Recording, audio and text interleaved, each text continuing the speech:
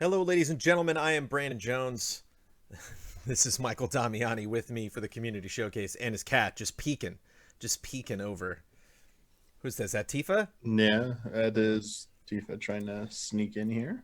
Brandon Jones, Michael Damiani, and Tifa joining you for the Easy Allies Community Showcase for the month of July 2020. For those of you just tuning in live or potentially watching this on VOD, what the Community Showcase is, it's a thing we do every single month with our patrons, patreon.com/easyallies. For $10 and above, you can submit a comment that you would like me mostly to read and Damiani to talk about. A drawing for us to look at, photographs from where you are or other places around the world, screenshots. Got at least 18 pieces of Animal Crossing to brighten our spirits today. Some story-based, some just oddball.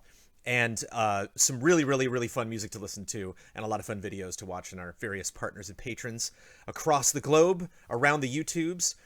But most of it will be comments that I'm about to read. So if you want to get involved in the showcase every month, you just got to go over to patreon.com/easyallies and become involved with our Patreon. $10 and above, all of these people. Thank you so much for supporting us in these difficult times.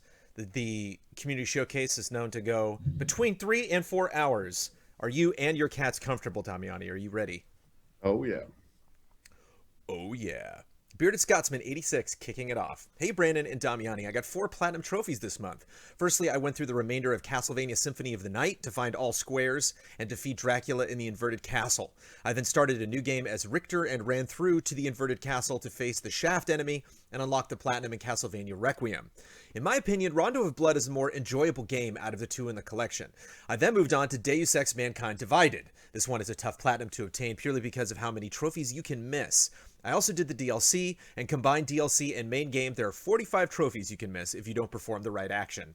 This meant following a guide to make sure you don't miss any side quests on the way through the story. I also had to do a second run through the story in permadeath mode. For this one, I followed a 2-hour speedrun video on YouTube and finished the run in around 3 to 4 hours. Next up, yeah, permadeath? Do you roll with permadeath? Does that entice you, Damiani? I mean the hardcores, like what was it? Like Hollow Knight has one. I know XCOM has one. Those things where you get like one chance and it's over, those sound insane. I I don't think imagine you did some RE2 runs where you didn't die. You got to know that game pretty oh well. that yeah, but that's different. Like I feel some of these games are just like so long that it's going without dying. Like a Hollow Knight no death run is just seems like preposterous to me. Preposterous. But like Fire Emblem's one. Uh, Wow. I will not advance if characters die. So I have that trigger a fail state basically. Well, I was saying this has nothing to do with spoilers, but when I was playing Last of Us Part 2, I would start over within seconds. Like the moment I got grabbed by something, I'm like, nope, nope, restart, go back to checkpoint. To the patch to fix one of the trophies, and also some of the frame rate issues did help with the enjoyment. That was for, oh, sorry, next up was the Platinum in Mafia 2 Definitive Edition. I enjoyed playing through the game again. The patch to fix one of the trophies, and also some of the frame rate issues did help with the enjoyment. I was still encountering odd graphical glitches at times, with shadows flickering around and even shapes appearing around the center of the screen. Thankfully, the shapes disappeared on reloading the game. The shapes. It just sounds like somebody talking about their vision. Like, all I do is rub my eyes. Thankfully, the shapes disappeared. My final platinum was in Horizon Zero Dawn, a game I've been thinking about a lot, a game that apparently looks incredible on PC, so I'm tempted. Oh yeah. I stopped at the final mission to work through the Frozen Wilds DLC, and then went back to the main story to complete that mission and obtain the platinum. I just have to do a story run on ultra hard difficulty and New Game Plus to get the final 2 trophies. A streamer I watched was recommending Raid Shadow Legends. Oh, well, hold on, we'll get to that in a second. Any trophies you've been going after lately? Because this is mobile talk. But Oh any no trophies. But what do you want to get off your chest here at this? no, he just brings Oh, up a completely different subject. I gotcha. wanted to, if there's anything else you wanted to talk about concerning trophies. Iron Man VR is fun because the trophies are in your like garage area, so you see the suit and everything, and Oh, Friday's that's chilling kind of there, and nice. behind you there's a bunch of shelves, and like all of the trophies that you get appear there. Uh, but Bearded Scotsman is bringing up a mobile game, which is actually strangely in my wheelhouse. A streamer I watched was recommending Raid Shadow Legends, and unlike most advertisements of the game I've seen, they actually play it a lot. I decided to give it a go, and I'm really enjoying it. I can play it on my PC or my phone, so I can always make a little progress no matter what I'm doing. This is a turn-based role-playing game, by the way. Okay. I managed to get into the streamer's clan so I can participate in the boss battles too. It's similar to the Star Wars Galaxies game with a different theme and slightly different mechanics. If it didn't have the PC option, though, I wouldn't have started playing it. I hope you were both well, and the chat too. Love and respect, Bearded Scotsman 86. Raid Shadow Legends, Damiani. I have not played, but I have played other games that pre-roll ads for Raid Shadow Legends. Okay. So I've seen like 25 different ads for this game, and it's basically just like there's a lot of turn-based games, I play the Star Wars one, but there's a lot of that stuff for mobile. It just looks really, really pretty. It has a very kind of like Diablo Blizzard vibe, but it's interesting to see like how much money they spend on this advertising. Yeah, I'd be curious for you to check that out. But it was just funny that like Raid Shadow Legends, Damiani, is one of those things that like I think about in terms of like the world of gaming, but like I would never bring up on a Q&A. I would never bring up a cup of joke. I would just be like, oh yeah, that's some weird game, but like that is not relevant to any of the guys that I work with. So it's just funny that like Beard's get right at the top of the community showcase. I'm like, I strangely do have a reference point. Oh, I could talk about mobile game advertising for hours, but I won't. James Davey, greetings, Brandon and Damiani. First off, if EZA managed to afford a big rig, then Damiani ought to drive it because he totally fit that role, or would Damiani prefer sticking to big rigs over the road racing? Big rigs. What if we do easy living in a big rig? Like we're all playing in the back and we take turns driving? We have like one of those cool like Impossible in the movie style rigs that like have like computers and like air conditioning and stuff, like Die Hard, Live Free or Die Hard, where like they have a whole hacking center in the back of a big rig. I was like, wait, what? Yes. How does this work? Right. So we just have like a mobile studio. There you go. Yeah. Yeah. Big rig living. Yeah. There you go. That's a future goal. No, I don't actually I have no interest in driving like bigger cars. So like driving a truck doesn't seem like a big rig doesn't seem appealing to me, so I'll probably stick to the video games. Yeah, Optimus Prime, bro. I don't know. Tempted. Mechs though, like if you could take Metal Gear Ray around for a spin, you would want to. Oh yeah, that's different though. That's a whole experience. Seriously though, Damiani, is Nintendo personified. Which Nintendo console do you like the most? I personally have a passion for Nintendo GameCube, as it was bought for my 10th birthday in 2002, and I totally relished how Nintendo had a bevy of super fun, family-friendly titles. But every now and then, a bloodthirsty and or a terrifying release surfaced on it, like Resident Evil Remake or Eternal Darkness. What's your favorite Nintendo console, Damiani? Is that an easy answer, or is that something you always kind of wave off? I think I don't know if it changes over time, but I think it's been pretty consistent between probably Super Nintendo and maybe GameCube or N64. I would say it's probably between those three, but Super Nintendo is definitely in there. Like Super Nintendo is usually at the top. There's just so many good games on that system, and it was Super Nintendo was like my childhood and stuff. So I played a lot of that console. Strong emotional attachment to it. I would probably say Switch, to be honest. Like it's usually just I'm so in love with that system ever since I got my hands on it. So I think it's always just the latest thing. But from a nostalgia perspective, yeah. Because the thing about 64 is it was so important to me, but only like a handful of games. Like there's a lot of the 64 I did not play. Interesting. I've heard it from several people about N64. Not everyone got into it. It was because it was the first time there was a split. Some people went PlayStation, some people went. I think it was a bigger split. Like Genesis Nintendo was a thing, but I think a lot more people for some reason have a divide at the N64 / PlayStation era. But it's weird. I can say Super Nintendo definitely probably is going to mostly be the number one for me. But I mean, equally up there is not even a Nintendo console. Like I think PlayStation 2, just to throw a non-Nintendo thing out there. Sure. Like PS2 is probably like right. But you are Nintendo personified, Damiani. Yeah. PS2 I think is my favorite 3D console. Like console that did 3D games basically. Right. Just so many good games on that. That and Super Nintendo to me always like, especially like RPGs. I was just like, yeah, these two systems, they were the best. It's funny. I think about Super Nintendo because I think my brother kind of started getting tuned out of games, or at least I just was more obsessed with games than he was. Whereas the NES we definitely shared as a system, whereas like the Super Nintendo was all me. Like I mostly played the games on that. So I'm thinking like, wow, I played a lot more SNES than I did NES. But like the truth is, I've played way more Game Boy than I played at the NES as well. I played a lot of Game Boy. Like that thing. That was my teddy bear. I never went anywhere with that. If I was going into a car, I would just throw a fit if I didn't have my Game Boy. Once again, thank you for all the amazing content you produce in the excellent new Hunting Huber series. Dang, if only there was an ape escape game you could play where Huber is the ape one of you have to find and catch him with the net. This month, I will list a bevy of video game characters and suggest a way they can each be improved. Kratos, God of War. To give brawny, bearded, baldy Kratos some personality, I say dispose of the Viking garb and make him ponce around in sneakers and with lights in them. A sideways baseball cap and a sports jersey and maybe a crop top too. Also, a rapping career can lighten his mood too. Did they ever have any silly DLC options for God of War? Was there some outfit or some silly thing? They never really kind of like... For the old ones, or you mean the new one? The new one. I have no idea about the new one. I don't think there was really DLC for the older ones. Sideways baseball cap DLC. Joel, The Last of Us. To add some levity and hipness to his generic gruff and gnarled persona, I think he needs to shave, be decked out in a snazzy leotard, and carry a broomstick so he can go sweeps and become Ellie's main maid. Wow, here we go. Arthur Morgan, Red Dead Redemption 2. A cowboy he may be, but Arthur isn't complete without some deodorant, some Tic Tacs, and a pair of biker shorts. Welcome to the 21st century, Morgan. That's very GTA Online.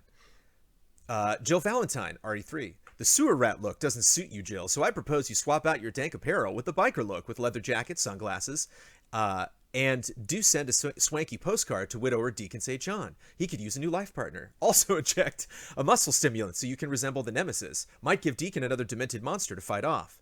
Wow. Jesse Faden, Control. There's no cure for boring quite like a tennis attire and fake tan. At least then you can be a YouTube starlet and not the least impressive thing about the video game you're starring in. Ooh, snap. Samus Aran, Metroid. Look, Samus, you're a Nintendo icon. The least you could do is swap the helmet for a hockey mask and the suit of armor for some chaps, chains, and leather. Might serve you well. If you plan on paying tribute to 2004's Dodgeball film, or even a kinkier sidekick to Bayonetta. Did you ever see either Dodgeball? Wait, no, I'm sorry, I'm thinking Rollerball. Dodgeball is... I was going to say, Dodgeball right? is the comedy with... Right. Yeah, with, what was it, Will Ferrell or... I've also seen both Rollerball films. Deacon St. John from Days Gone. Apart from needing a dose of actual charisma, Deacon should give up his biker garb and don a sailor's costume and ride a trike, and for some reason, Jill finds this attractive. Wow, that was a journey.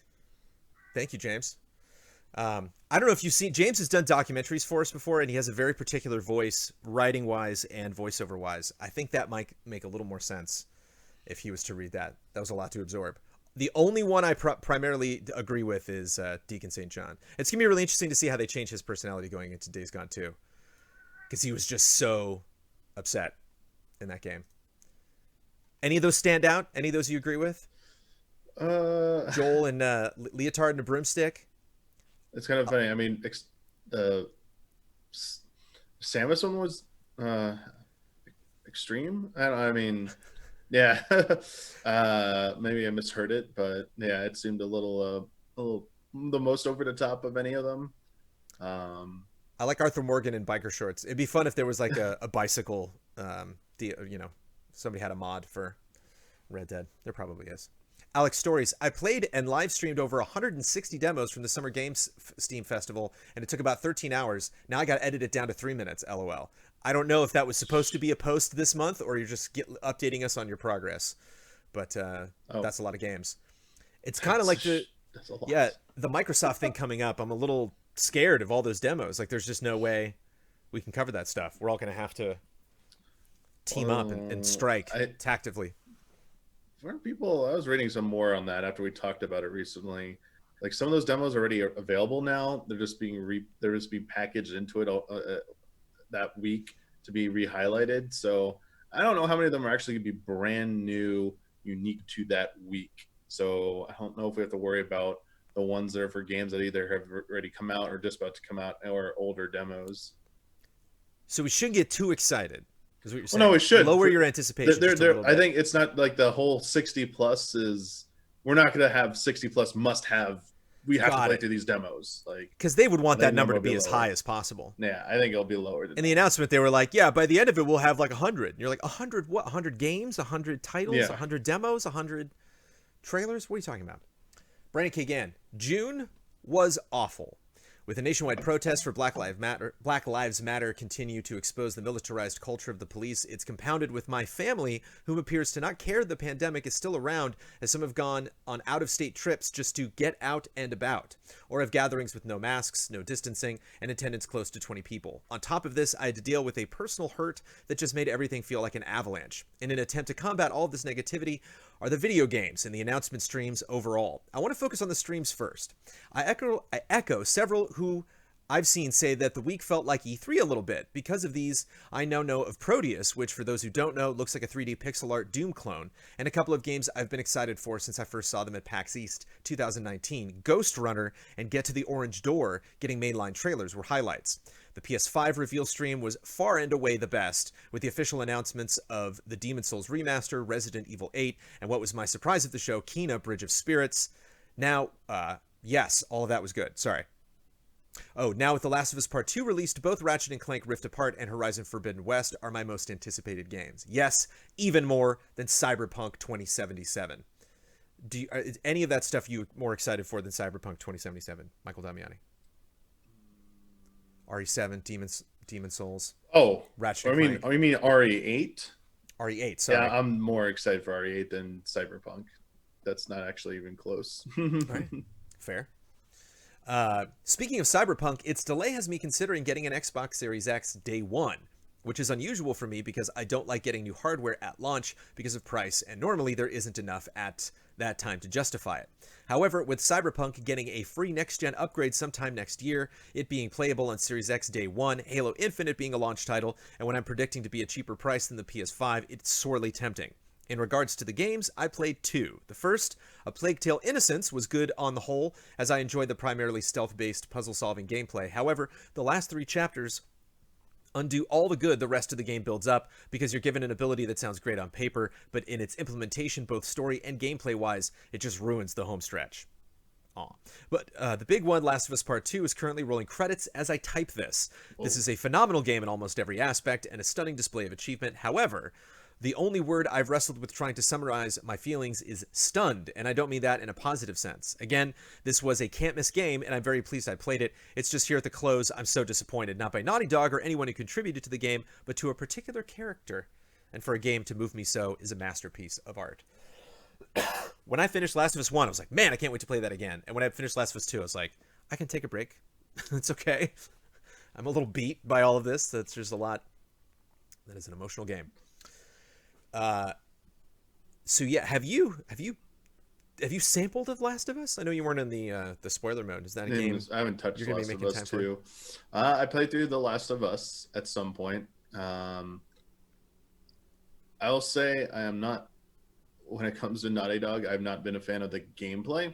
Mm-hmm. I love the worlds they make, and I like the stories they tell. Those are very enjoyable. That's pretty much my motivation to get through those games, is to want to see the story. I want to see what happens here, but I've never really thought highly of their gameplay. What about Plague Tale? Did you try out Plague Tale? Yeah, I played it at E3. I didn't play the final version, nice. But I got to, sorry, I shouldn't say I played it. I got to see a very extensive demo of it at the E3 last year, E3 2019. Obviously not this year. Cool. It was either last year or 2 years ago.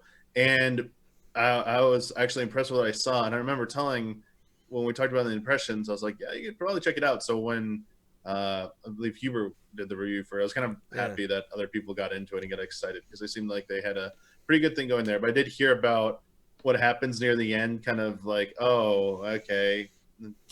Kind of, I'm curious. Not happy it did that, I guess. But, you know, apparently there's a sequel in the works. I was reading some headline that they're working on a follow-up. Yeah, so that's good. There's a lot of good Gothic stuff, like Sinking City, like Swimming in Seven, Sinking City, Vampire, Plague Tale. There's a lot of games like that I just did not have time for. That I'm sure I would love all of that stuff. Caesar Villa. Caesar Villa. Hello, Damiani and Jones. June was a fine month for my gaming. I beat nothing new, but I found all of the shinies and side missions in Breath of the Wild. I think July would finally be the month that I close my Hyrule adventure, and I do wonder what's next for the series. I recently watched that announcement trailer again, and I have a lot of questions that only time will answer. I thought of looking at the series history to see if I could come up with a solid idea of what to expect. There are 18 games in the series, of which 7 can be classified as sequels. Spirit Tracks to Phantom Hourglass, which which in itself is a sequel to Wind Waker, and for argument's sake, I'll say that's a sequel to Ocarina of Time in the adult era of the Triumphant Hero timeline. Are you with me, Damiani? Do you see? I can just feel you getting deadly serious. I mean, I think this is. I don't mean to be mean. I think this is more for you, Jones, than me. No, it's not me at all. Yeah. I'm doing my best to follow along. Then in the child era, we have Four Swords Adventures being a sequel to Four Swords, and Majora's Mask, another sequel to Ocarina of Time. Finally, in the Hero is Defeated timeline, we have Adventure of Link followed by the original Legend of Zelda, and A Link Between Worlds serves as the continuation of A Link to the Past. Moving on, what differentiates those sequels? I can't tell if these are questions set up for us to answer, or if this is like the thesis. For instance, Four Swords Adventures, Spirit Tracks, A Link Between Worlds, and Wind Waker continue the story of their predecessors in some way, but I will rule out those of my template because they don't feature the same protagonist from the previous game. They take place in the distant future with different people. That leaves us with Majora's Mask, Phantom Hourglass, Adventure of Link. Majora and Hourglass have one thing in common. The protagonists are the same as the previous game, but take place in a land other than Hyrule. And finally, the Adventure of Link, where Link is the same. We have a different Zelda, but the previous one is still around. And well, there just happens to be a dormant princess while Link starts in Breath of the Wild.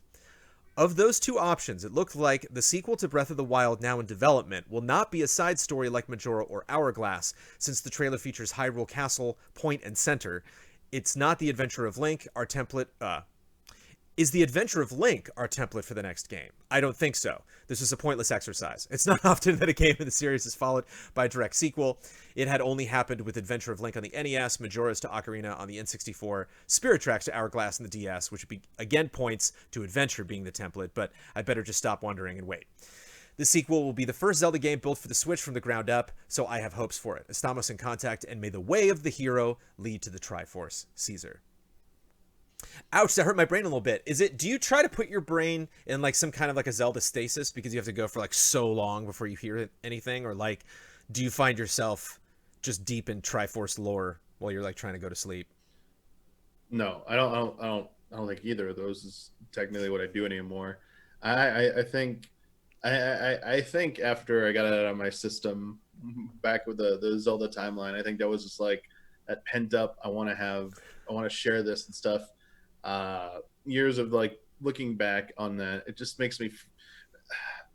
I am very happy that there are people who are still very passionate about the Zelda timeline, and are still debating and arguing about it. I just think that's a part of me that has like passed on.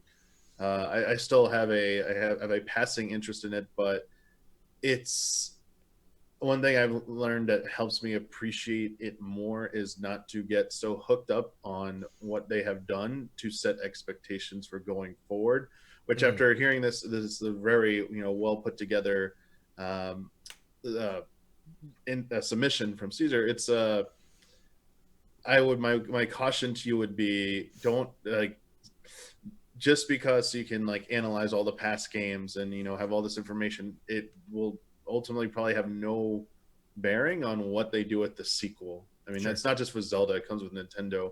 You shouldn't base on what they do in the past with what they will do going forward. Although I did like how you came to potentially a conclusion that potentially Zelda 2 might have Zelda 1 to Zelda 2 type sequel situation might be the most relevant for comparison's sake. Wouldn't that be something if Breath of the Wild 2 was to Breath of the Wild 1 as Zelda 2 was to Zelda 1? I think that would be pretty cool. So, yeah, that was pretty cool.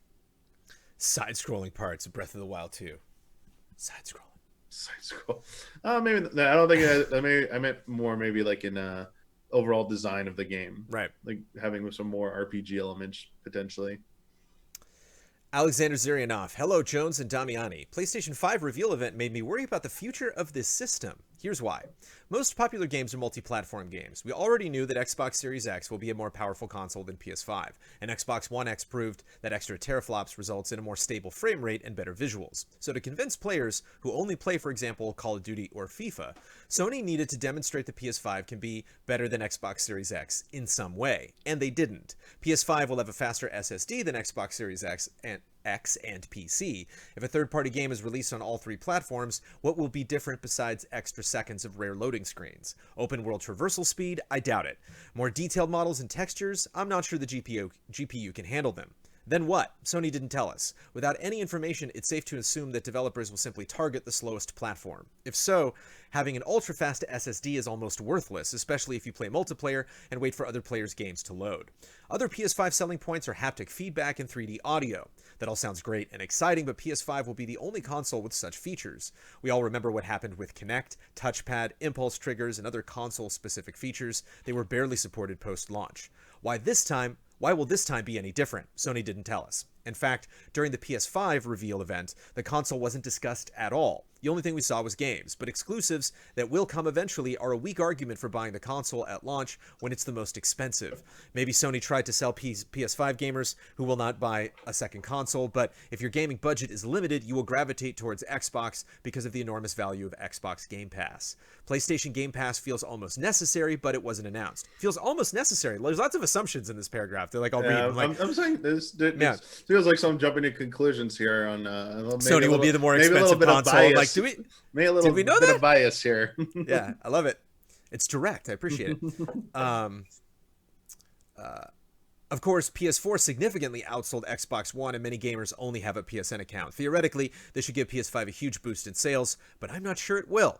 Crossplay quickly becomes a standard, so switching to another platform is easier than ever. Yes, you will lose access to your previous purchases, but PS5's backwards compatibility is still unclear. Sony, why? Which may also push players to go with Xbox that clearly rewards players' loyalty. And what about VR? Is this still a thing with PS5, or was it silently dropped just like Kinect during last gen? No way they're dropping VR.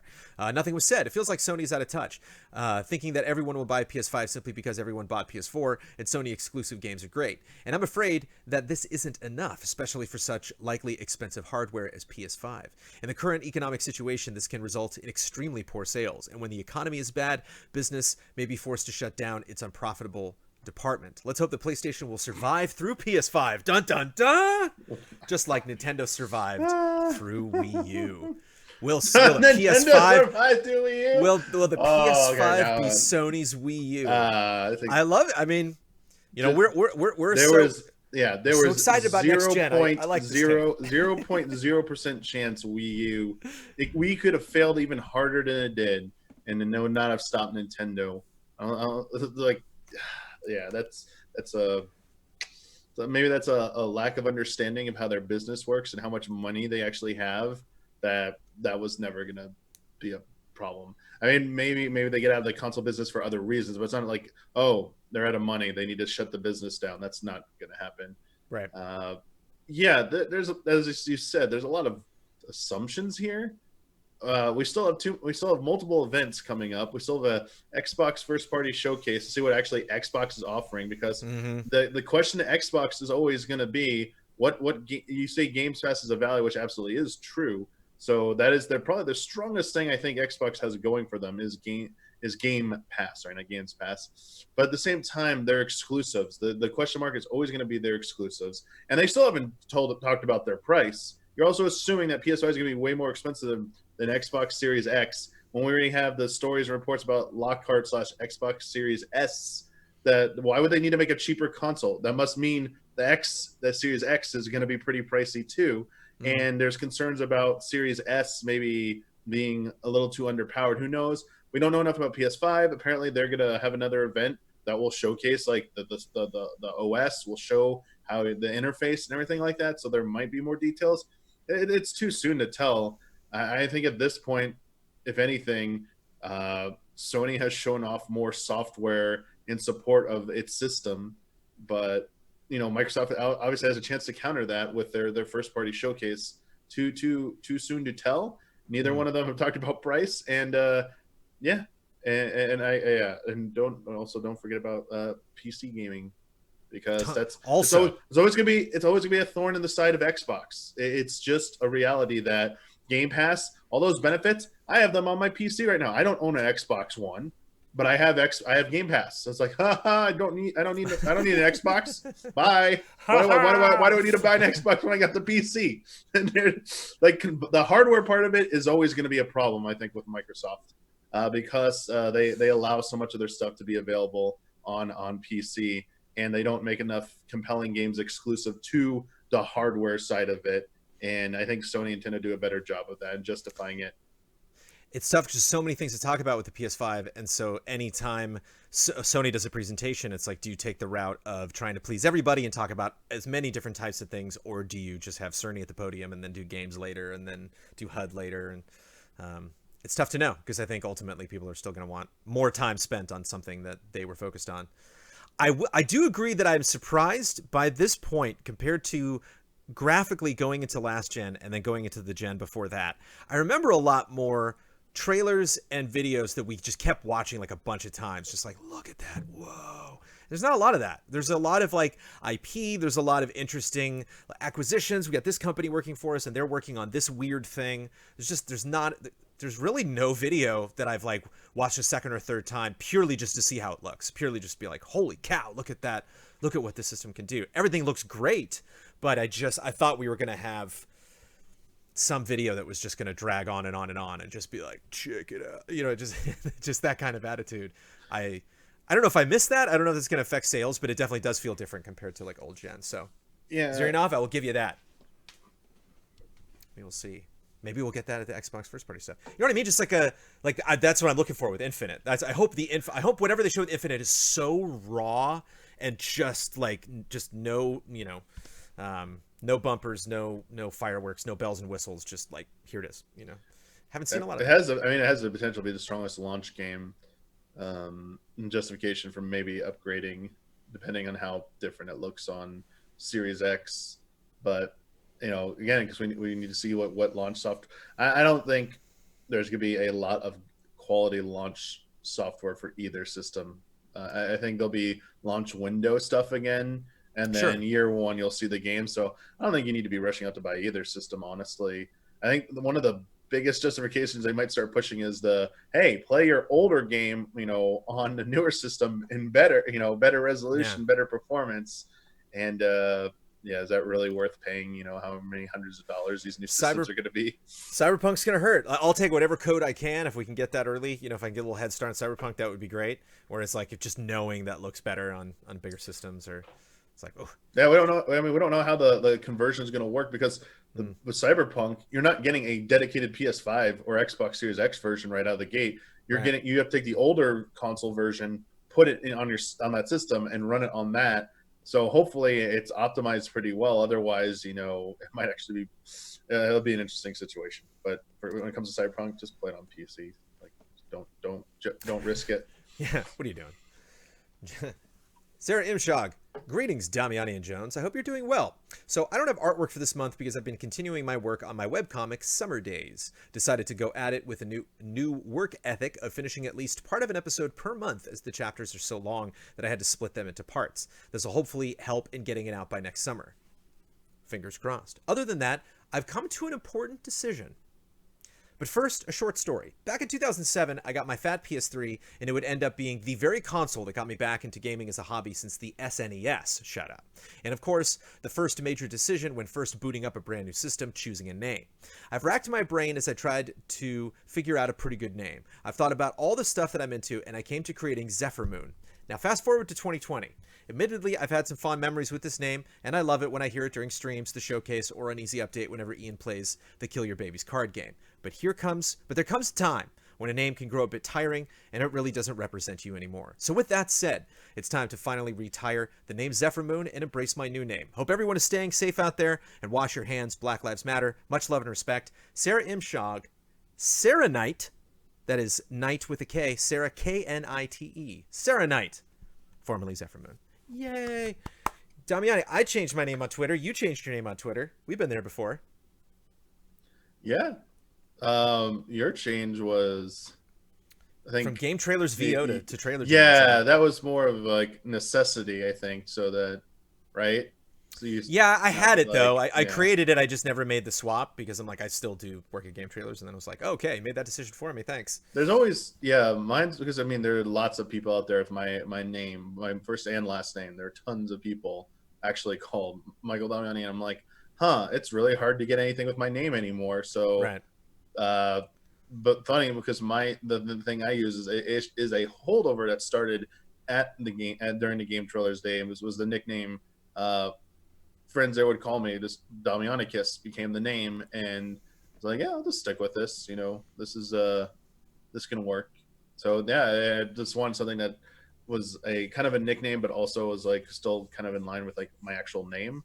So yeah, congratulations, Sarah. I like it. It's no Serenite, but I do like Damiani. Yeah, it's not Sarah. And for those watching this live, there's a lot of joy in chat. There's a lot of swapped in a real time, and I love the chat brings up that's a new Twitch name Shadow Drop. It's like, oh, it happened. Yeah, we had a exclusive reveal here. Take that, Jeff. Morgan Walhalla, Mr. Jones, I am back. It does feel good, though. I am back, and I have a few more interview questions for your and Damiani's consideration. Again, choose whichever ones you feel you have time for and are appropriate for your guest. Feel free to omit as needed. Premise: Brandon selects any 5 questions from the list for the guest. They can be shared beforehand for preparation and may be personal and off the wall. If the guest doesn't care for the question, it can be skipped or replaced with another. If you're enjoying the interview, feel free to ask more of the provided questions. I wrote this down really messily, and I should have selected these beforehand because some of these are saucy, and I don't know. I think there's such a thing as getting too saucy with Damiani. I just want to be safe here. I want to throw you off, but not too much. Is that the name of a new show? Getting saucy with Damiani? You gotta make it with Huber. It has to be getting saucy with Huber. Number 2, if you had to write in a name for the 2020 presidential election but could only select a fictional character, who would you write in? So I'm forced to. Like, I have to pick a fictional character. You have to write somebody in. And I don't want to be like because I've heard stories that like Homer Simpson gets written in like almost every election as a joke. Sure, good for him. I think so. I would definitely do Uncle Iroh. General Iroh. He could fix. Right? Or do you Isn't General Iroh's name? Yeah, we can do Iroh. Well, that's my pick. I'm just saying I don't want to influence. Sorry. Ooh. I should have waited. That's a really good pick. If we're going along with that, I mean, Zuko after his transformation and stuff. Sure. Yeah. That's an arc, my friend. I definitely take Zuko. Yeah. Someone who's gone through so much and grown like that has risen like that. I think those are generally the best people for stuff like that. People have actually gone through significant like personal growth and hardship. Obviously being like everyone goes through that, but like just being like there's a tendency to think like some characters are just like, oh, they're only good. They've only done good things. They obviously know like evil is bad, good is good, and stuff like that. Like where villains are accused of that is bad for the sake of being bad, that's a bad villain. Heroes are just good for the sake of good are also, I think, equally as disappointing because it's never that cut and dry. So the best characters are the ones that come out of that adversity where it's like easy for them, like, oh, I did bad shit, I'm like a bad person and stuff, so I'm just gonna let it consume me, and that's the end of my story. But like Zuko's like, nah, I'm gonna like keep trying and stuff. So like that's why I think like to me like Zuko is like one of the best characters in the original Avatar series. Dude, I've been thinking about Avatar a lot. I don't have time to watch that stuff. I don't have time to think about it, man. I've already watched that entire series twice. I can't do it. I'm sure I would enjoy every minute of it, but I can't do it. Oh, what about live action Netflix version or whatever? I can wait a long time for that. Yeah. Supposing that Brandon Jones betrays you at some point in 2020, and we're with the halfway point, so I have 6 months left to betray you, Damiani. Betrayal. How do you seek revenge to right the injustice of his actions? So I imagine this would be Jones. So the scenario will be, by the way, this is all fiction. This is just a story. This is for fun, chat. So calm down. So what happens is Breath of the Wild 2 is still coming out this year. Jones gets the codes with Bloodworth and works on an arrangement where it's like, oh, we didn't get it before release, but Jones gets it before release. And then the day of where it's like, oh, it's released, they go to play it.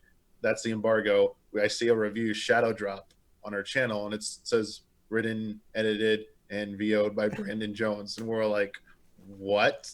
So like so that actually starts the great betrayal because it would be me, and then also I assume Brad is going to be like, what was this? And Brad's going to be like, Damiani, you knew about this, didn't you? So it's going to cause this great divide, this like 3-way divide or you have 3 factions now at Easy Allies, and it causes just like Banner to go Hulk style, causes Brad to go Ultima style, and yeah, things get messy.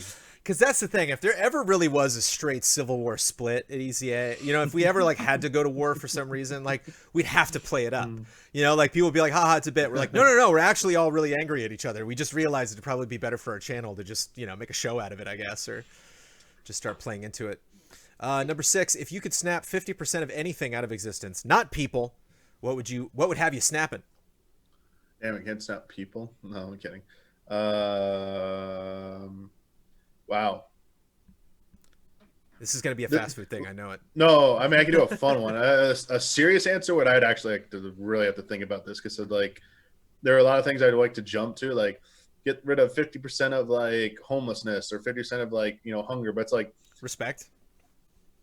You always have to think about, well, what is this going to cost? Is this like just a no cost? Like everything comes with the cost, even something like this. So it's like, yeah, I'd like to think this through. What would actually be the best thing? But 50% of something, I would like to get rid of. Okay, so here's my troll answer. I will get rid of 50% of the world's barbecue sauce to get back at Michael Huber for insulting Raising Cane sauce. Yeah, nothing but revenge seeking on this. this. Yeah, there you go. I'd get rid of 50% of the world's barbecue sauce. Number 7, what is the one thing you would never do for less than the 100K tier on Patreon? Sorry, say that again. What is the one thing you would never do for less than the 100,000 tier on Patreon? $100,000 a month. Damiani does what? Oh, obviously the political podcast. Oh, is that okay? Yeah, it's at $100,000 now. The political / cooking podcast. You talk about politics while Ben cooks a souffle. Yeah, we'll absolutely talk about everything. So how many? Okay, a fictional character, Brandon Jones' betrayal, 50%. One thing and every. Okay. All right. Number 8. Upon striking it rich, you decide to open a themed restaurant to get to be as creative as you desire. What is the theme? Some special attractions and some of the signature menu items. I love that would typically just be a question somebody would submit in the Easy Allies community showcase. But Morgan Mahal is like, no, 10, pick 5. You're just like, we'll get through this. Your own themed restaurant. You get to be as creative as you desire. You didn't say video games. So, I mean, this could be, you know, come to Naruto's. Yeah, ninja thing with like the kind of I mean I actually linked Huber a video of one of those Teppen grill chefs. Actually, the video was the chef put on like the hidden leaf headband and then starts weaving signs for a jutsu, and it is like a Hadouken fireball and lights the volcano thing on fire that way. I didn't notice he was dressed like that. Yeah, he was like dressed like a ninja too, and I was just like, okay, that was like that chef deserves a lot of tips there. Yeah, I think he was upset, like on Slack, that it didn't get more of a reaction. Yeah, like, because you heathens. I feel like it's because so many people. People probably go to those places too much, I imagine, and they get so bored, just like, oh, this is so common. You know, I don't even need to look at this. I'm going to continue my conversation. And the chef's probably trying so hard. It's like, please. And it's like they probably pray for kids at the table, right? They're probably like, oh, thank God, kids are gonna go nuts for this and stuff. And their parents are gonna be like, yeah, clap, clap, clap. But it's like probably a group of a bunch of adults who are like, oh, you assholes. That's fine. Geez. What would be some cool things? I mean, a whole theme, that's gonna take a lot. Yeah. I'd like to see like some maybe get like Raiden as the chef, and going on this, like he could like slow down and Zandatsu your like steak or your chicken or whatever, and just like slices it like. Isn't there like teleporting stuff? Does he ever do anything in the game where he like creates a ghost and then goes somewhere else? There's 2 of them. Does he ever do any of that stuff? I don't think so. I'm just saying he could be at every table at the same time. You know, he could just like project himself around or move so fast that he appears at multiple tables at once. I mean. Yeah, it'd be so easy to see some like kind of like fantasy thing, and you're like, hey, it's a feast banquet, you know, where everyone sits at a table and like it's like a hall, you know, giant dining hall and stuff like that. Maybe something outdoors themed would be kind of cool. What I would do definitely, I've always wanted to realize this, is it's the circus that the Flying Graysons are in. It's like that. Okay. It's like you could go, it's like a dine-in circus, you know? And so you go in and then you do the whole circus every night up until that point, and then Dick Grayson's parents die like every night. You know, it's like that's like the end of the serving. It's like when the bar closes. And so like people are like, oh, I went to that Batman circus thing. They're like, I'd go early. Do you have kids? And it's like, yeah, they're like they're 10, 9 and 10. It's like a Batman thing, right? They're like, I'd go early because it gets a little depressing later in the evening. They do it every night. I don't know why, but it just kind of like they usher everyone out, you know, and Dick's crying there in the middle of the room. And like Bruce goes over and hugs him, and it's like it's cool if you're a fan, but it's just from a dining perspective. I thought it, you know, that's what I would do. I just want to. I think like eating in like locations in movies or video games might be cool, like restaurants or scenes where they have like a good meal at a place would be kind of a cool thing. Like they have those themed cafes in Japan for video game stuff. Like I always want to go to one of those and see what it's like, but like to be like immersed in that world, it's so I mean the food is even presented in the way that it would look in the world. That's like cool. Franchise food, Japan's just miles ahead of us. Miles. There's nothing we can get. You know, there's like a World of Warcraft cafe. There's, I'm sure like Monster Hunter's got stuff. It's like, yeah, we got a lot of catching up to do. Master Pants. I spent way too much money during the Steam Summer Sale. Please shame me. Never gonna play them. That's it. I spent way too much money during the Steam Summer Sale. Please shame me. Please shame them. Yeah, Master Pants wants to be shamed for spending money. I'm not gonna do it though. I'm proud of Master Pants. Aren't we all? Even joke shaming. I don't have any energy for it. Now is the time to spend money on video games. I think now's the time. You know, whatever that budget is, just double it. Just go all in. I mean, what do you want, Master Pants? You want us to like ring the bell and be like, shame. Although I do like, although Damiani, I would like to see you in the cloak though. If you just like grab your like bed sheets and just kind of put it up. But I love that. I do want to point out that Master Pants initially wrote, I spent way too much money on the Steam Summer Sale. Please shame me. And then replied to his post and said, not even going to play him. I mean, but how wonderful is that you're, I think not even going to play them is even better because, you know, you're reaching out to, you're supporting these people, you know, you're playing the game. Even if, you know, I know sometimes it feels bad to just get a game for like $2. It was originally 60. You're like, sorry, sorry, Dev, but it really did take $2 for me. Yeah, I was going to say, it might the shame might need to be about you not actually playing them versus buying them. Yeah. No shame there. I remember I did I did Shakespeare in the Park, and I remember I brought my PS2 because I did it up in Santa Barbara, and I would stay at a local college, and younger kids that were in the show came over to my apartment one time, and they were like, oh, you got a PS2? And they like opened it up, and they're like, oh, Metal Gear Solid 2 is so good. And I was like, oh yeah, I started MGS2, but I never finished it. And the kids were like so insulted that I owned a PlayStation 2 game that I had never finished. Like that was, they were aghast. Like you could feel the air just gets like sucked out of the room. What? You bought this and didn't play it? Tyler Gardner. Hello, Brandon and Damiani. Kind of a weird all over the place gaming month. To start, I completed Persona 3 FES and its bonus story, The Answer. But Persona 3 is definitely the clunkiest of 3, 4, and 5, but there's still a lot to love in its story, music, and vibes. The Answer is definitely pretty weak and is mostly just 30 hours of grinding, but I figured why not do it? Initially, I started up Persona 2 on Vita after I finished 3, but having played Persona 5 Royal, FF7 Remake, FF7, and Persona 3, I definitely burned out on JRPGs for a while. Have you ever burned out on JRPGs, Damiani? Oh, yeah. It's like after finishing one, it's like, yeah, I'm not going to play a JRPG for a while. Do you ever queue up 14 online and then just bail right at the login screen? You're like, nah, I can't right now. You ever just, like you had every intention to play 14, but then like kind of right when you got in there, you're just like, there have been times I've logged in and I'm like, yeah, there's nothing to do. Bye. Just log right back in. I was like, yeah, just nope. Not nothing to do. It's like you get like cause you're so used to that game having so much to do, and then now, you know, you've done everything, or you've done so much in it that I mean, no one's done everything. I misspoke there, but yeah, you just don't find anything they currently have very appealing, so you just say, nah, I'm gonna go away. Bye. After P3, I played through Hitman 2 and the DLCs. Nice. The campaign caught me off guard by how short it was, but the replayability of each mission definitely makes up for it. While I didn't spend too much extra time on it in it after finishing the campaign, it definitely seems like a fun game to play with friends. I'm primarily going through both Oblivion and KOTOR right now. Shout out to Kyle Bossman, currently playing KOTOR. doing an evil playthrough. I've been definitely thinking about KOTOR. I bought, I think it was like 10 or $15. I bought KOTOR on mobile and was like, I can't do this. This is ridiculous. This just does not translate well. But I've always been tempted to go back. And Oblivion is on PlayStation Now, so I do love the start and play some massive RPG for 20 minutes and then never go back.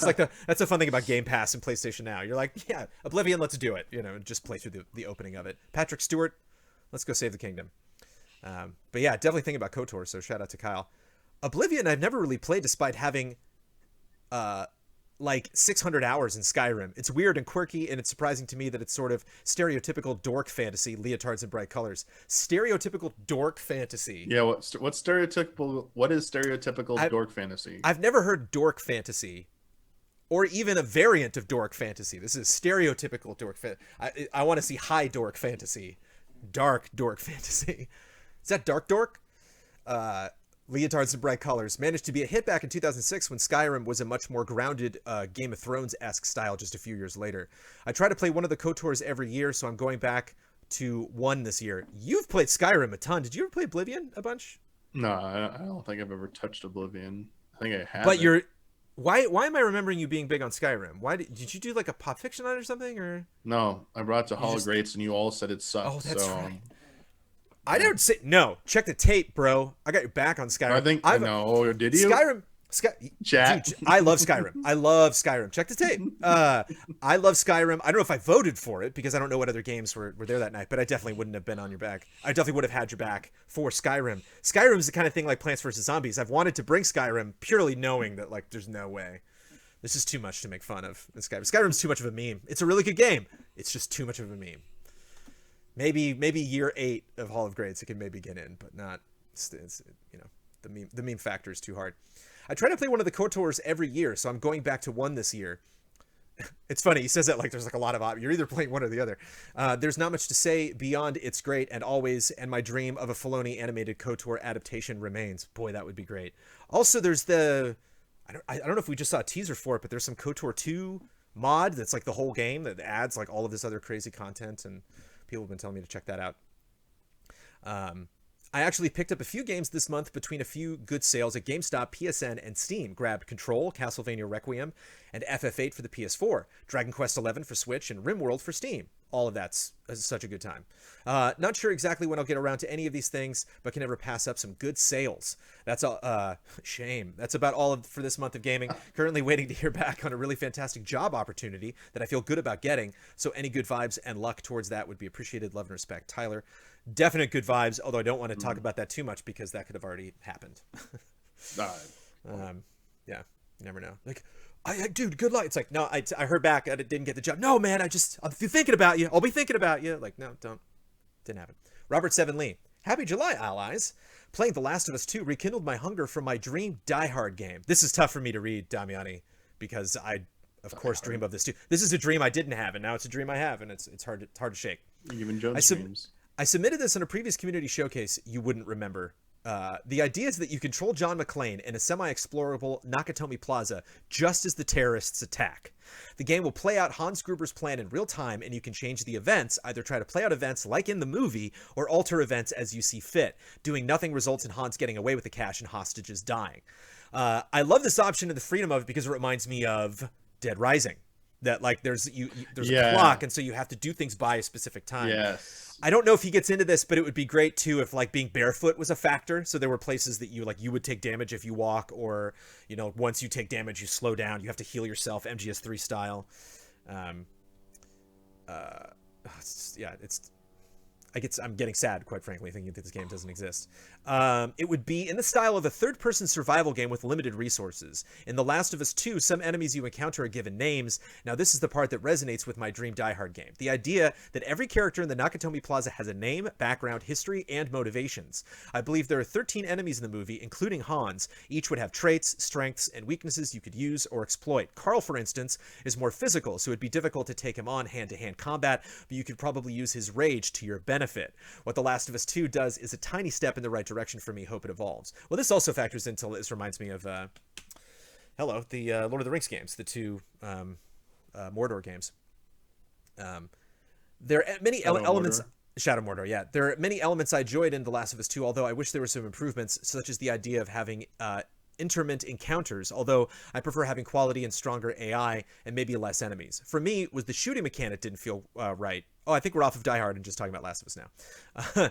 The shooting mechanic didn't quite feel right. I can't put my finger on it, but when you're in a firefight, which was rare, I just couldn't get the hang of pulling off shots without getting hit. The cover system for me also felt awkward, where at times it was impossible to aim around cover whilst hugging a wall, so it might just be me. No, there definitely is that, because I'm a big stickler for, like, if I back up against a corner, and I want the character, it's like I want your head to be on the corner so I can see as far out as I possibly can, and they don't necessarily have like a Gears of War-y like lock-on cover system to deal with that.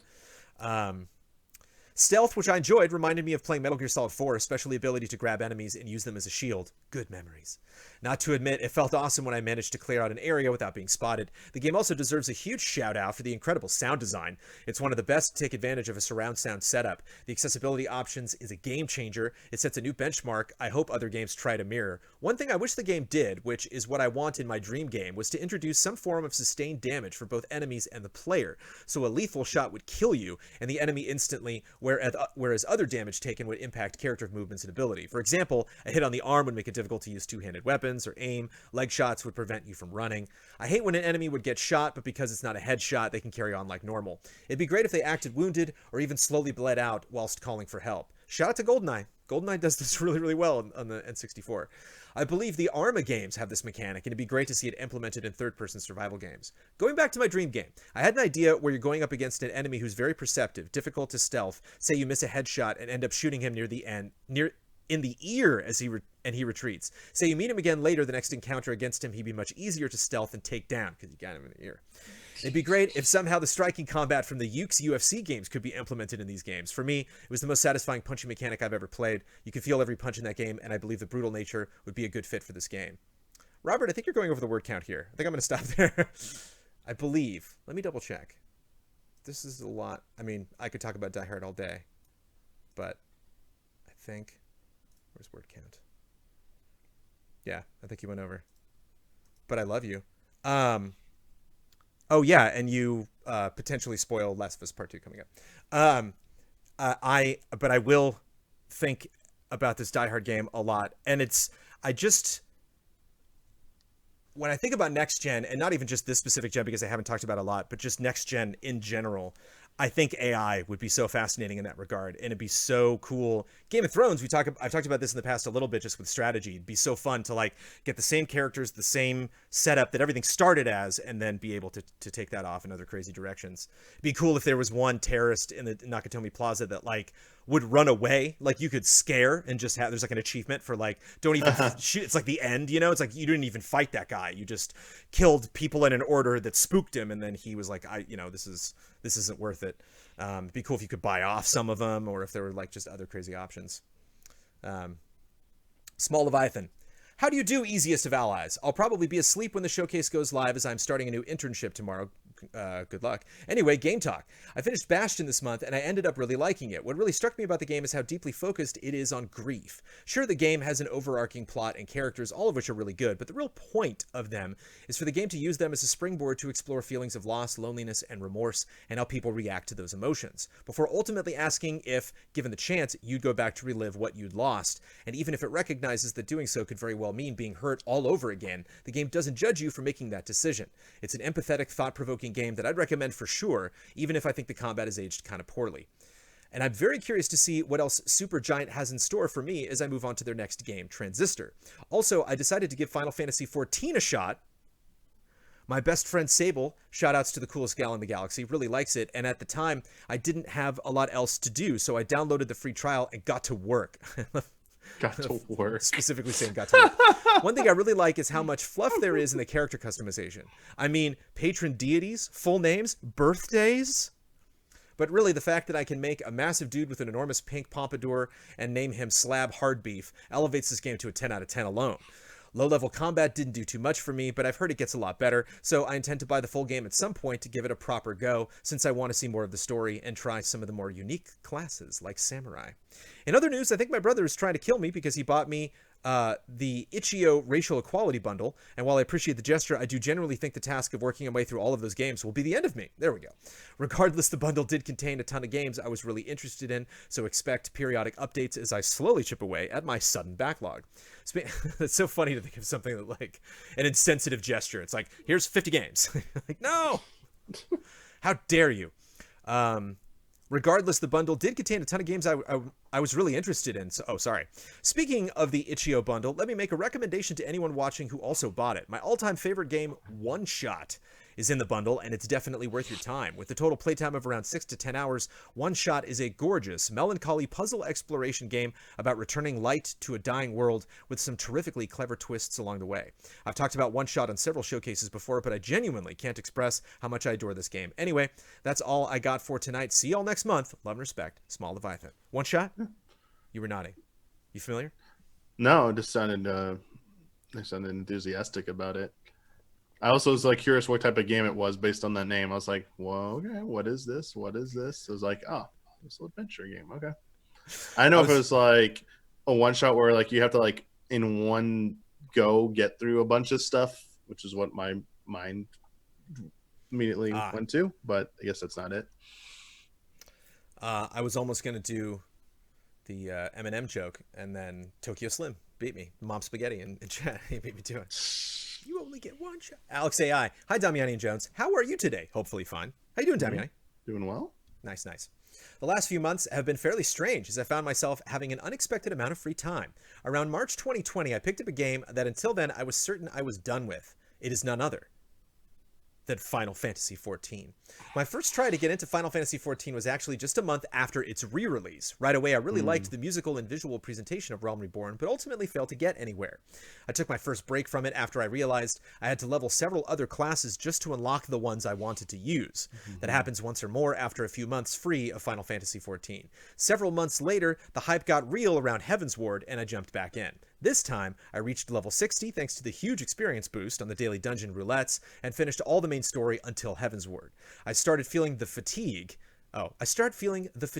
Even though many people tell me how awesome the expansion is, I decided to step down for good, as I simply lack the time for an MMO. Alex, I know how you feel. Back in March 2020, I tried to reorganize my life around working from home and staying in for the most part of the day. Browsing through some gaming news, I stumbled upon an announcement from Square Enix, a free login period for Final Fantasy XIV. Nostalgia strikes me, and I buy all the expansions and start a new adventure in said game. Cut to today. I am now proud to have finished all the story up to the first patch of Shadowbringers, the current expansion, and what a journey it has been. Much less tedium, so many nods and references, so much amazing music and rearrangements of other Final Fantasy music. To me, this is what a game of the decade looks like. Game of the decade. Do not listen to the people telling you how long it'll take to catch up, because this is not an MMO based around trying to quickly reach the end and grind for gear, though you can do that. My only advice to someone completely new would be to try sticking to one or at most two classes at first, and not pick up and try every class. I myself will continue my adventure and wish all the allies as many good things as possible during these trying times. Love and respect, Alex AI. You got anything to say about Final Fantasy XIV, Damiani? I'm happy they enjoyed it, and I think that was a pretty good piece of advice to enjoy the game by sticking to like maybe one or two jobs, like try out one or two, pick one, stick with it, so you can enjoy the story. Because I think if you try and bounce around too much, you're gonna get bogged down in that, and you might miss out on enjoying the story, and you might you might get just so distracted from that it ultimately like might ruin the experience for you. So that I think about it that way, that's pretty good advice. But yeah,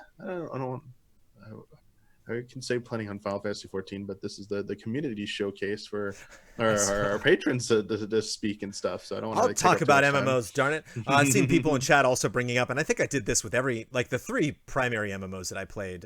Maybe Old Republic too, I would lump maybe in like top 5, but both Final Fantasies 11 and 14 and World of Warcraft. And I definitely took breaks from those. I mean, maybe not like, shut off my account and then, turned it on later, but there were definite like a month or two would go by where I'm just like, I'm okay. Maybe I'll jump in once or twice. So yeah, it's nice to take a break from some of those things. And I think you can even contextualize that in the world. It's like you can just be a part of the world and then be like, I'm not necessarily adventuring, I'm just going to hang out. I'm just going to farm. You know, Yeah. I'm not going to do raids. My character's tired.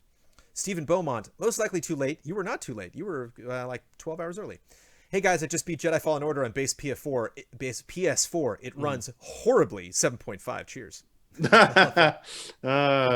Good, Fair. Reality. It's a reality. Yeah, we did a bad job basically covering how those things run, because a lot of times you only got one code for something, and then it was just that story kind of was told and moved on by the time other people were Can't wait to see the Cyberpunk videos running on able to get in. the base systems. Yeah, we'll see. We'll see how that game stacks up. Jason A. Sackle, The Last of Us Part 2 is a fantastically told game that not only enhances the story from the first game, but adds to it as well. Wow. Here we go. Some positivity from Jason Sackle. It not only felt like a natural progression for the story, but a story as you and the player helped tell based on the actions you executed from the first game. Moments from the first game hold a completely new weight to them when replayed. Love that. I really enjoyed The Last of Us Part 2 and admired the risk they took with the game. A game that takes risks is far more interesting than one that plays it safe. They weren't afraid to tell the story that they wanted to tell, or felt the need to pander or center it around fan service. For me, what makes a story-driven game compelling is surprising me to the point where I want to see where it goes. This is the first time in a really long time that I had trouble putting the controller down. In this game where characters with real... I feel like every post Jason Sackle has ever made has been building up to this post. It's like, brace yourself, everybody. I really, really liked it. In this game were characters with real motivations, with dialogue that made them actually sound like people. If I had to nitpick, I would say the game felt a lot easier than the previous game. It never felt like I was running out of materials. Stealthing sections felt more like a personal challenge than worrying if I had enough materials or bullets for sections to come. There are a lot of extensive options, though, so perhaps I just need to mess around with those the next time I decide to play through the game again. It's so funny. I completely agree with all of this talk, Damiani, where it's just like, oh, there's just so many materials. But, like, I do not mind being overstocked in the game. I don't. Every time, it is a little bummer because the dopamine is fun to pick up objects, but whenever I went by and I was like, oh, I'm full of Molotovs, great. I'm kind of like the opposite of Huber in that way. Out of curiosity, I messed with a bunch of the accessibility options after finishing the game. To have a bunch of those options presented when you first boot up the game is incredible alone. Just the sheer amount of options is staggering. I cannot fathom how much it all means to gamers that benefit from these options just being available. I hope to see it in other games going forward. I don't see how they wouldn't. It should be as standard as any other option. I don't know how difficult it is to implement, and honestly, if it means delaying a game, tough shit, delay the game. I think it's worth it, and I'm not going to even use it. The other thing the game taught us is that gamers need to chill. If you don't like something, that's cool, that's fine. There are good and healthy ways to express that. Nothing wrong with constructive criticism, constructive being key. Anywho, I think it's a great game. Easily the best thing I've played this year. So many other things I would love to go into, but that'd be spoilery territory. What else? Ghost of Tsushima's out in a few weeks, so pumped for that. Jupiter announced a Mega Drive and Mark III editions of Picross, so I'm down for whatever for that whenever it gets released. More Picross is never a bad thing. I just love that. Like Last of Us 2, also Picross. Jason Sackle, I'm out. Yeah. Yeah, I don't know. You like Death Stranding, right? You enjoyed Death Stranding? Yeah, I enjoyed it. Yeah. Jason Sackle did not. Okay, but he beat it. He didn't like it though. So it's just this was blindsided by that Jason Sackle take. One last comment before we get into the media. John Koenig. Hey, Brandon and Damiani. My Game Boy is still going strong. Had a hiatus that was longer than I was expecting, but I'm back to it. Got a few more screens designed, and hopefully I can keep it up. As always, you can follow the game at john-is-k.itch.io/phenomenology. Now for some games. Played Shantae and the Pirate's Curse, and that was a fun little game. The game is packed with charm, with lots of fun, quirky characters and locations, and some pretty fun moments of self-awareness. Gameplay-wise, it's a nice mix of stage-based and Metroidvania that encourages you to explore previous stages after you have acquired new items. It may not be the most groundbreaking example of a 2D platformer, but it is a ton of fun. Started the Division 2. I thought about Division 2 a lot when I was playing Last of Us Part 2. And one thing I'm very impressed by in this game is the level design and attention to detail. So far, every location I've gone to feels completely unique from any other. Even offices and alleyways that would normally be perfect places to copy and paste all feel original and distinct. Washington, D.C. in Division 2 might be the most believable ruined city I have ever seen. Gameplay is not that bad either, so this will likely be a game I keep coming back to throughout the year. I thought so too, but I have not. I tried out Dead Cells, and it's not for me. The game looks great and plays well. I'm just not a fan of randomly generated environments. I think I would have enjoyed it much more if these environments were handcrafted. Finally, I've been playing quite a bit of various Souls games. Over on the MinMax Discord, we're spending the summer playing through the Dark Souls series. So far, we've done Dark Souls 1 and have recently started Dark Souls 2. For Dark Souls 1, I decided to challenge myself by doing a Soul Level 1 playthrough. This means choosing the Pyromancer class and never leveling. There were some rough spots towards the end when pretty much every enemy could kill me in a single hit. Ultimately, I pulled through and beat every boss. Wow. This gave me a new perspective on a number of bosses. In my more traditional playthroughs, I could trade blows with earlier bosses, and by the time I got to the end game bosses, I would have enough health and armor that I could take a few hits. But without leveling, I had to make no mistakes. This almost turned some bosses into something like a rhythm game, where I had to intently pay attention. That's from software games. It's not just like a rhythm game. It is literally, for me, like that's always been fighting games for me too. It's literally like just like learning sheet music. I had to intently pay attention to every action of the bosses and memorize the action I needed to make. Along with Dark Souls, I also started playing Demon Souls again. Souls. While the frame rate is a little rough and the game's visuals can best be described as muddy, the creativity of these environments and enemies is amazing. I'm even more excited for the remake now. And there's 500 words. Until next time. Yeah. Did you play like Shadow of the Colossus again before it got remastered? Is that something that you like benefit from, where like if something's gonna get remastered, you're like, well, all right, time to go play it again? I mean, I played it in 2014, so I played it relatively. I mean, I didn't play it right before, but I had played it pretty recently before playing the PS4 version. All right, it is time to go into drawings and screenshots and photos and music and videos. I am going to, hold on a second here. I'm going to share my screen. Here we go. So again, that's just you, Damiani. No one at home can see that. All right. People have made mistakes in the past where they see me do something here. And then I need to There's no quick way to do this. Is it the video container? There we go. There we are. Ta-da. Copy. I'll go over here. Paste that. Ta-da. Ta-da. Cool. Again, those were all of our comments, but at the $10 tier, you can also submit drawings and other medias that you have created. And a lot of people have made drawings, and they sent them in. So you can see this, Damiani. Just double checking before I start going through this. Mm-hmm. Nice. Travis Miosi, hi guys. Since 2019, I've made it a goal to say yes more and allow myself to experience new food, things that scared me, made me uncomfortable, things I kept making excuses to not do, etc. You know, experience life. Next on my list is to get my first tattoo, and I'm working on designing it. I'm happy with it, but until I get it done, I can't help but keep iterating. It's a piece that'll be on the inside of my forearm. And here we go. Just a couple different perspectives of it. So I can't tell if it'll be up or down. He sent both of these images in, so I don't know if what is the variant on the other. But of course, that begs the question. You know, you're forced to get a tattoo, Damiani. What do you get?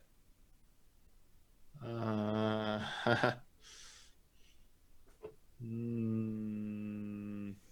about that. All right. But this is a very interesting design. I see lion head, sunflowers.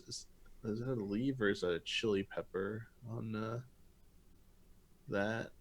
I like the I didn't notice. Yeah, does he have like headphones on? And I like oh yeah, those are headphones on it. And I like the play buttons at the so I guess it might be vertical too, because if you look on the bottom, you could see, you know.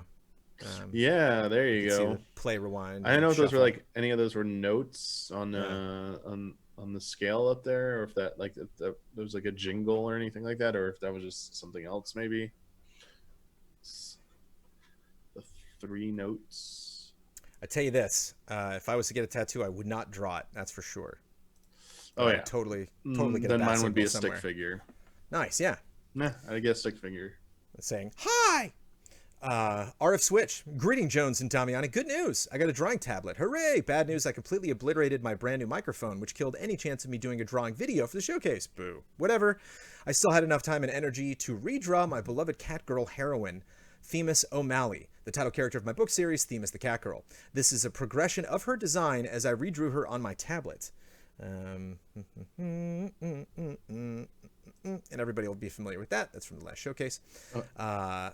I have a new microphone on the way, so by next showcase, I should have a few half or full body designs of my character to show off, or people can just watch me stream as I do that now. Anyways, take care, everyone. Love and respect, RF Switch. So this is the original design, last seen in the May showcase. And I love doing all of these. Hold on, let me stack up all these in order. And then, ta-da!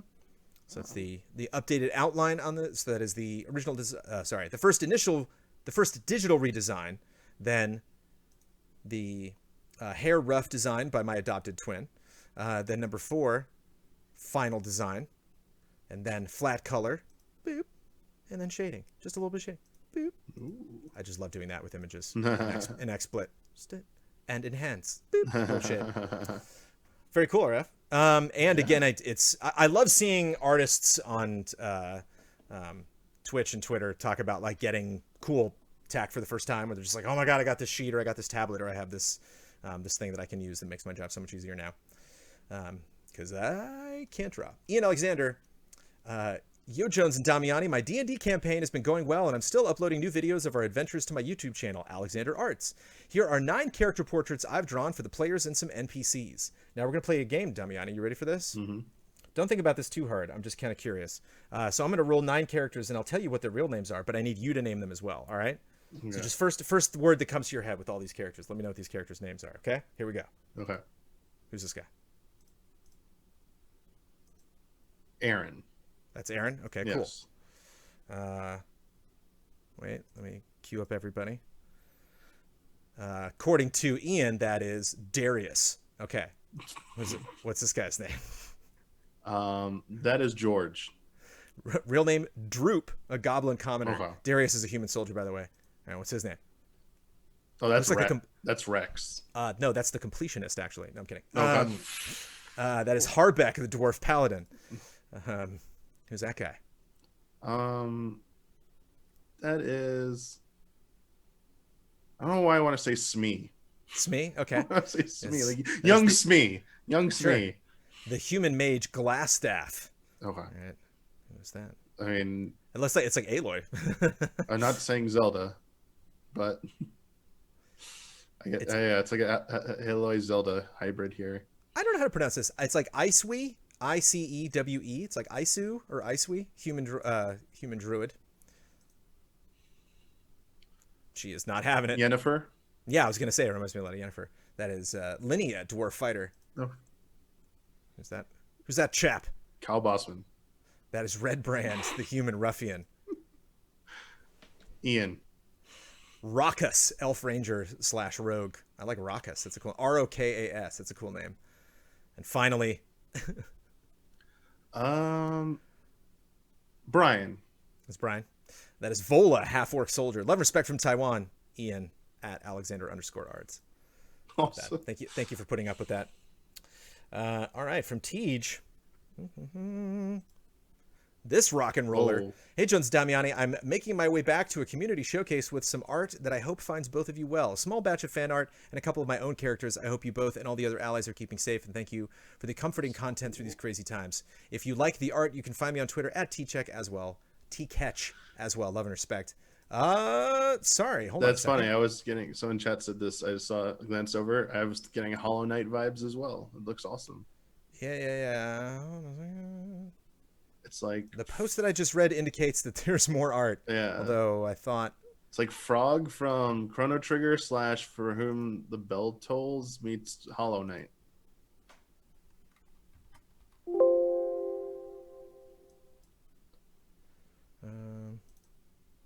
Yeah. Okay. Hold on. You'll hear some sounds. So their name is Ezra. You'll hear my PC doing things. Windows noises activate. Yep. I actually don't hear any Windows noises, so I'm imagining weird when them. I click on the link, it just takes me to one image. I don't know how to.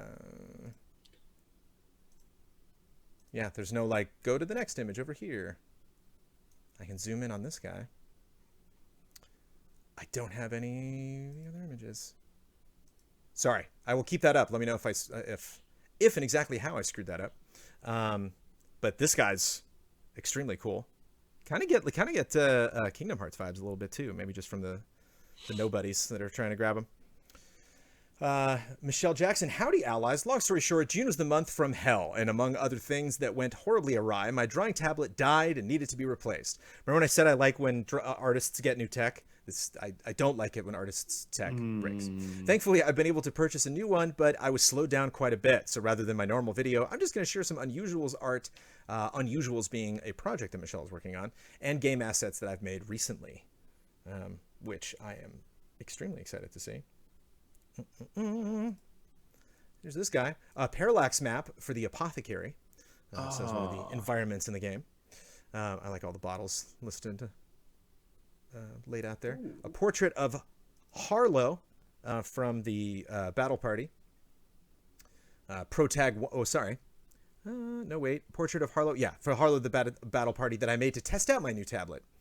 Number 3 is a concept art for an NPC named JP. Number 4, dialogue portraits for Bear, Bairre. I love that guy's design. He's a smooth talker. Number 5, dialogue portraits for Bitna cool. From the battle party. I have seen that character whoop ass. Work in progress. Number 6, dialogue portraits for Paranel, Protag 1 battle party. Paranel's probably the protagonist I am. I like the awe one, yes. I love the arms. I just love the angles that everybody has. It's very cool. Number 7, dialogue portraits for Oriel, NPC / battle party.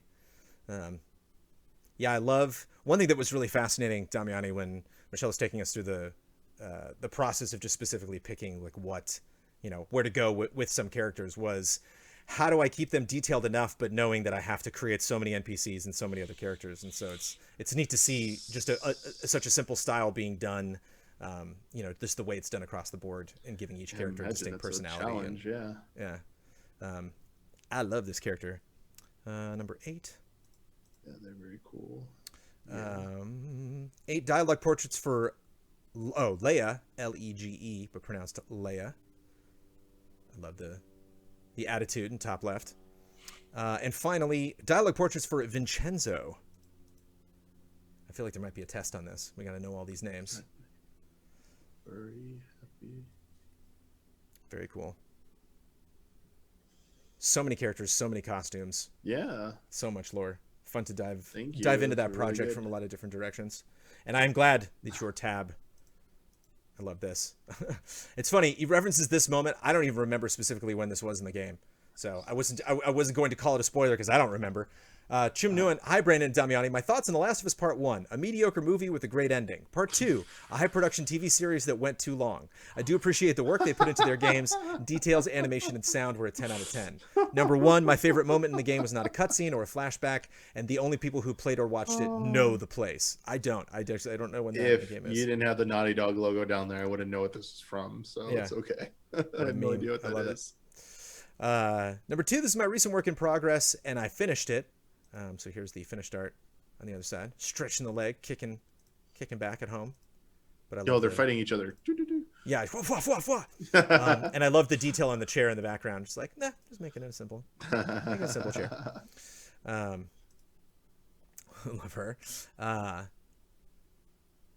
This recent work in progress. Oh, sorry. A couple days ago, I went through changes a few times in the final pose I got from a 15-year-old picture. For this one. It's neat to see. Oh, sorry. I think that was number 3. Number 4, okay. 90% of mornings. Okay. Right. Love this guy. Different shade of this guy, too. Dun, dun, dun. Number 5, a bit more of a detailed person. Number 6 and 7, 2 people just chilling. And I love having the final behind it. Yeah. 2 people just chilling. They're just chilling. I feel like I'm looking at a concept art or behind the scenes artwork for like a really awesome 90s anime. Nice. Nice. 8, Ghost of Tsushima is just less than 2 weeks away. Kazuya Nakai, who voices Jin in Japanese dub, also voices Ronora Zoro from One Piece, who is currently 3rd, 470 million in comic sales, and potentially and might potentially surpass Batman, 468 million in the next year or two. Take that, Batman. Yeah, why do we have to diss Batman? And then what's going on, man? I only use watercolors for this one. That's all for this month. Oh, So nice. Watercolors only. Take that, things other than watercolor. Hold on a second. Boom, boom, boom. Time to look at some screenshots. And we go away, but we're back. All right. Asbo Zapruder. Good afternoon, gentlemen. Well, another month has passed, which means it's another month of Animal Crossing updates. Yo,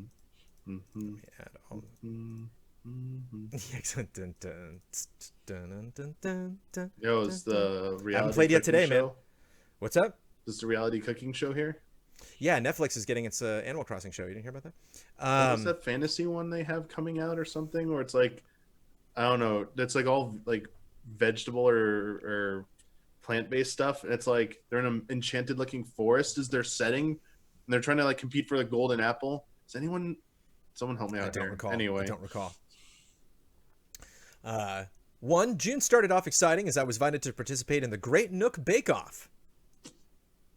Ooh. Number 2, as we got closer to the finale, I was feeling pretty good about my chances.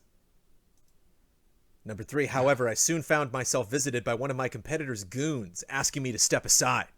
The bribe. Well, Take a fall. that was never gonna happen. Still, I thought it might be wise to leave town for a few days.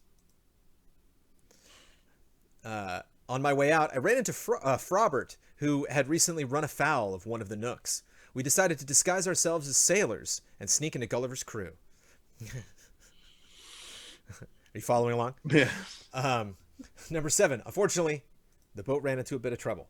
No. Number 8, luckily we washed up near some ruins that contained treasure beyond our imaginations.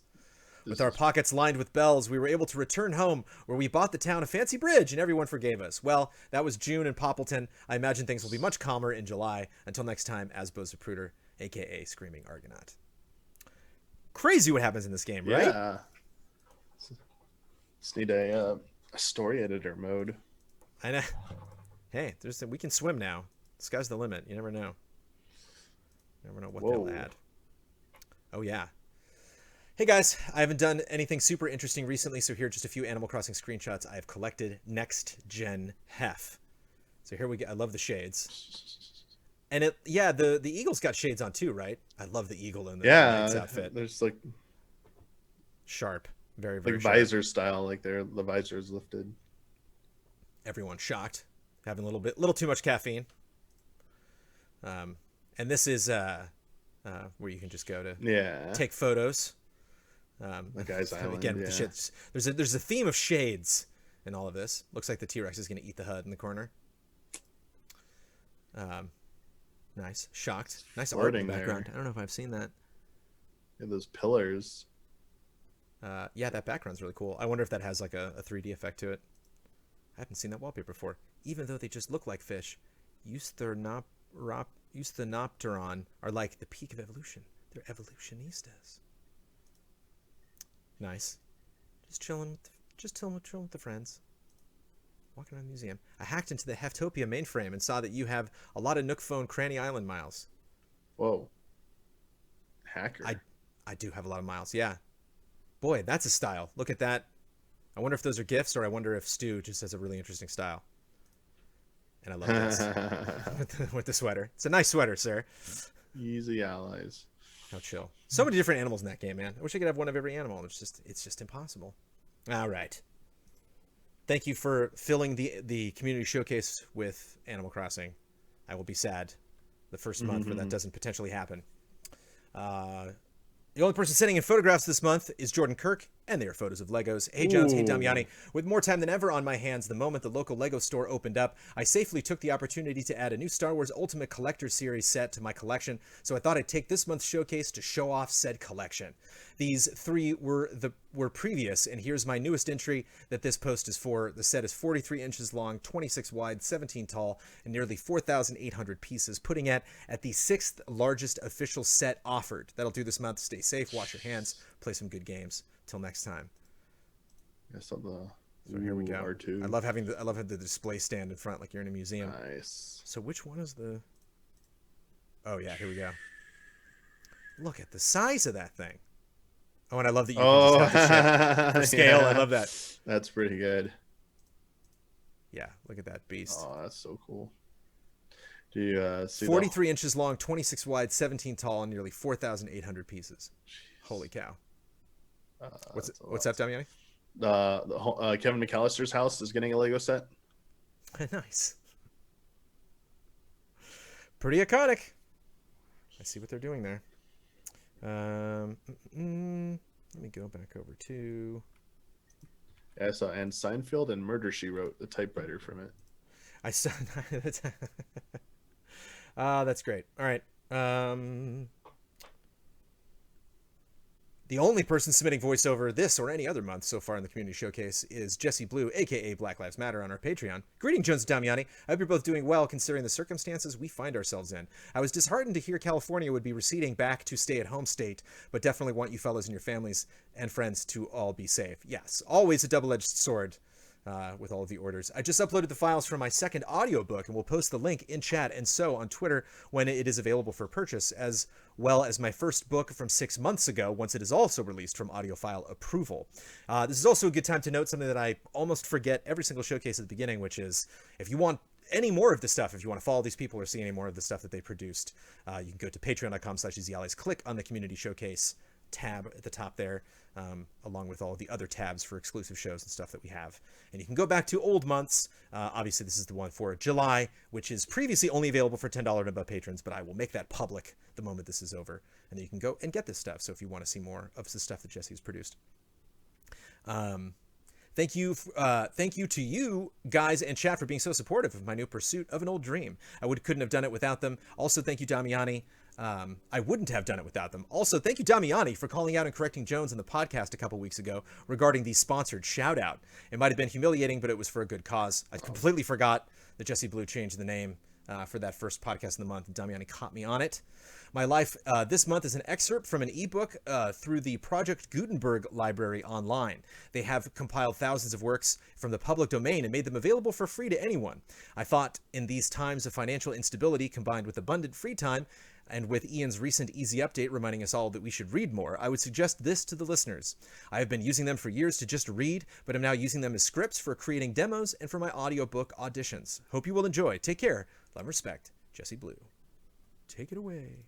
This ebook is for the use of anyone, anywhere, at no cost, and with almost no restrictions whatsoever.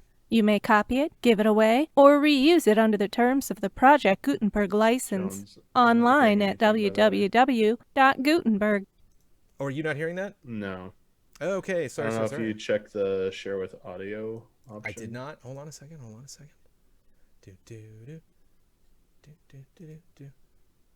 Share computer sound. There we go. Yep. Let me make sure. Jesse, I'm going to take you back. This ebook is for the use of anyone, anywhere, at no cost, and with almost no restrictions whatsoever. You may copy it, give it away, or reuse it under the terms of the Project Gutenberg license online at www.gutenberg.org. Alice's Adventures in Wonderland by Lewis Carroll. Chapter 1. Down the Rabbit Hole. Alice was beginning to get very tired of sitting by her sister on the bank, and of having nothing to do. Once or twice she had peeped into the book her sister was reading, but it had no pictures or conversations in it. And what is the use of a book, thought Alice, without pictures or conversation? So she was considering in her own mind, as well as she could, for the hot day made her feel very sleepy and stupid, whether the pleasure of making a daisy chain would be worth the trouble of getting up and picking the daisies, when suddenly a white rabbit with pink eyes ran close by her. There was nothing so very remarkable in that, nor did Alice think it so very much out of the way to hear the rabbit say to itself, oh dear, I shall be late." When she thought it over afterwards, it occurred to her that she ought to have wondered at this, but at the time it all seemed quite natural. But when the rabbit actually took a watch out of its waistcoat pocket and looked at it, and then hurried on, Alice started to her feet, for it flashed across her mind that she had never before seen a rabbit with either a waistcoat pocket or a watch to take out of it. And burning with curiosity, she ran across the field after it, and fortunately was just in time to see it pop down a large rabbit hole under the hedge. In another moment, down went Alice after it, never once considering how in the world she was to get out again. This book is good. Easy Allies reviews are made possible by generous viewers just like you. If you like what you see, check out patreon.com/easyallies to help us make more. For just $1 a month, you can gain access to weekly updates, spoiler discussions, and exclusive shows. Review copy provided by PlayStation. Yes. Yeah, Yes. Is that an easy update shout out? I love that. I don't know. I had to stop watching Easy Update at the introduction of the score chart. We got grody with our cameras because I'm screen sharing so Damiani can see this, and then that shrinks the zoom windows. I cannot have both Zoom and XSplit checking out my camera at the same time. Got to pick one. I'm going to jump ahead. Adam Henschel posted before Kitsune Lane, but as long as we are on this tab, I'm going to play this from Kitsune Lane. Hey Allies, so I wanted to have a Final Fantasy VII Remake Part 2 fan trailer to submit this month, but editing it is a pain, I feel you. And I have to get footage by playing through the game again with the music all the way down, and the sound effects at least a little muted so I can get isolated dialogue stems. I feel you on that one. I don't have it ready. If I don't have it ready next month, I'll feel a little bad about it, since I don't have a capture card. I'm just streaming it to Twitch and downloading the VODs. So this month, I'm going to submit the backing music. Why? Well, I got my first guitar about a month or two ago, and this is the first thing I made with it. It's a cover of a Final Fantasy VII song that heavily veered into trailer-style music for some reason, which is why I want to make said trailer in the first place. It's just shy of 3 minutes long. I hope you guys enjoy my take on it. Love and respect, Elaine from New Zealand. You ready? You ready to rock out?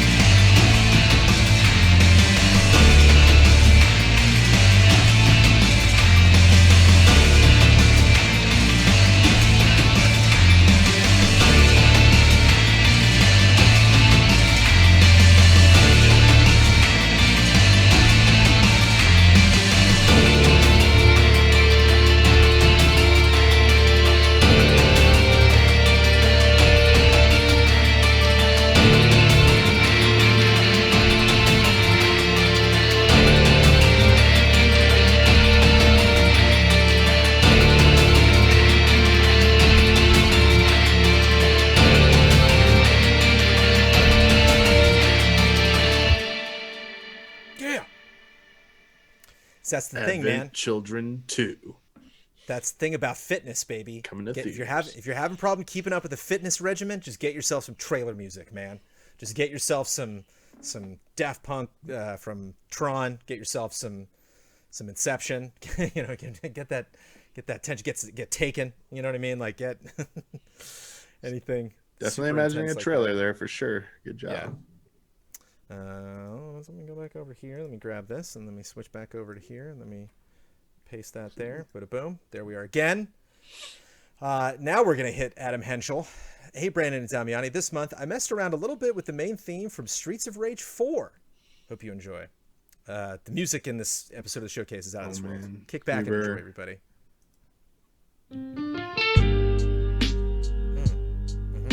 Slow down.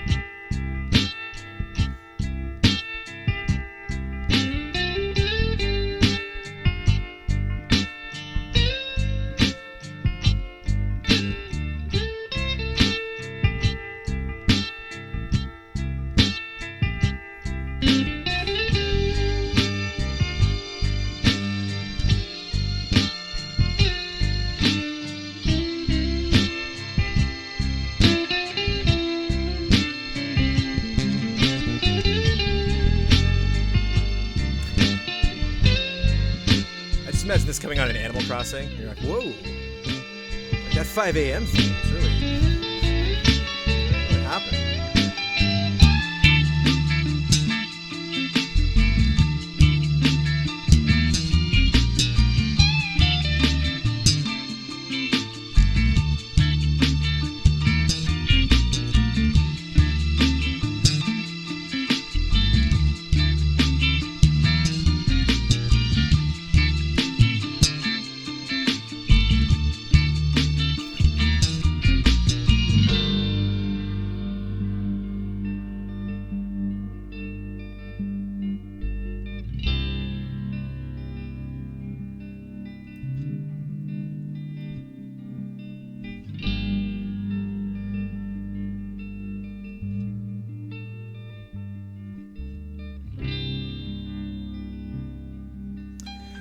I can't tell, Damiani, what I like more, when this stuff gets super intense and just like metal and epic, or just when we're all on Twitch, just chilling. That's really good. Yeah. I'll summon Hubert for you, chat. Hubert. Yeah, Hubert, it's Damiani. You know that Streets of Rage 4 sound you've been looking for? Well, listen to this. There you go. Back to the Future on Netflix right now. Really, really good. Thank you, Adam, for that. Here to pick things up a little bit, Kieran Little, top of the morning from Ireland, Jones, Damiani, and allies around the globe. I recently found myself, I normally wouldn't do that. I don't like to do accents too much, but he wrote top of the morning. I recently found myself thinking, what if the Cosmo Canyon music was reimagined as a traditional Irish ballad? I tried it out and added another related theme from Final Fantasy VII. Wish you all good health. To enjoy it, cheers, Kieran, aka Mr. Cone Man. P.S. The bottom right panel of the video contains some Red 13 backstory spoilers for those who haven't played the game, but I have edited it to be as spoiler-free as possible just for those yet to play. As somebody who knows the story from 7 but never played it, don't worry about it. It's fine. It's something. That part of this video is not what is going to stick with you. 'Tis the awesome music.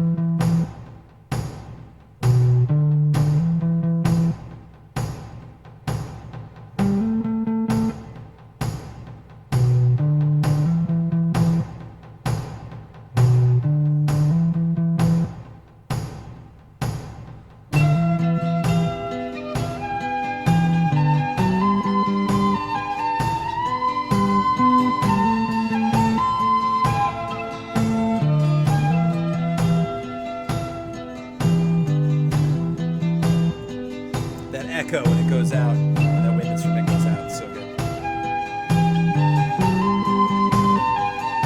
Tin whistle hype!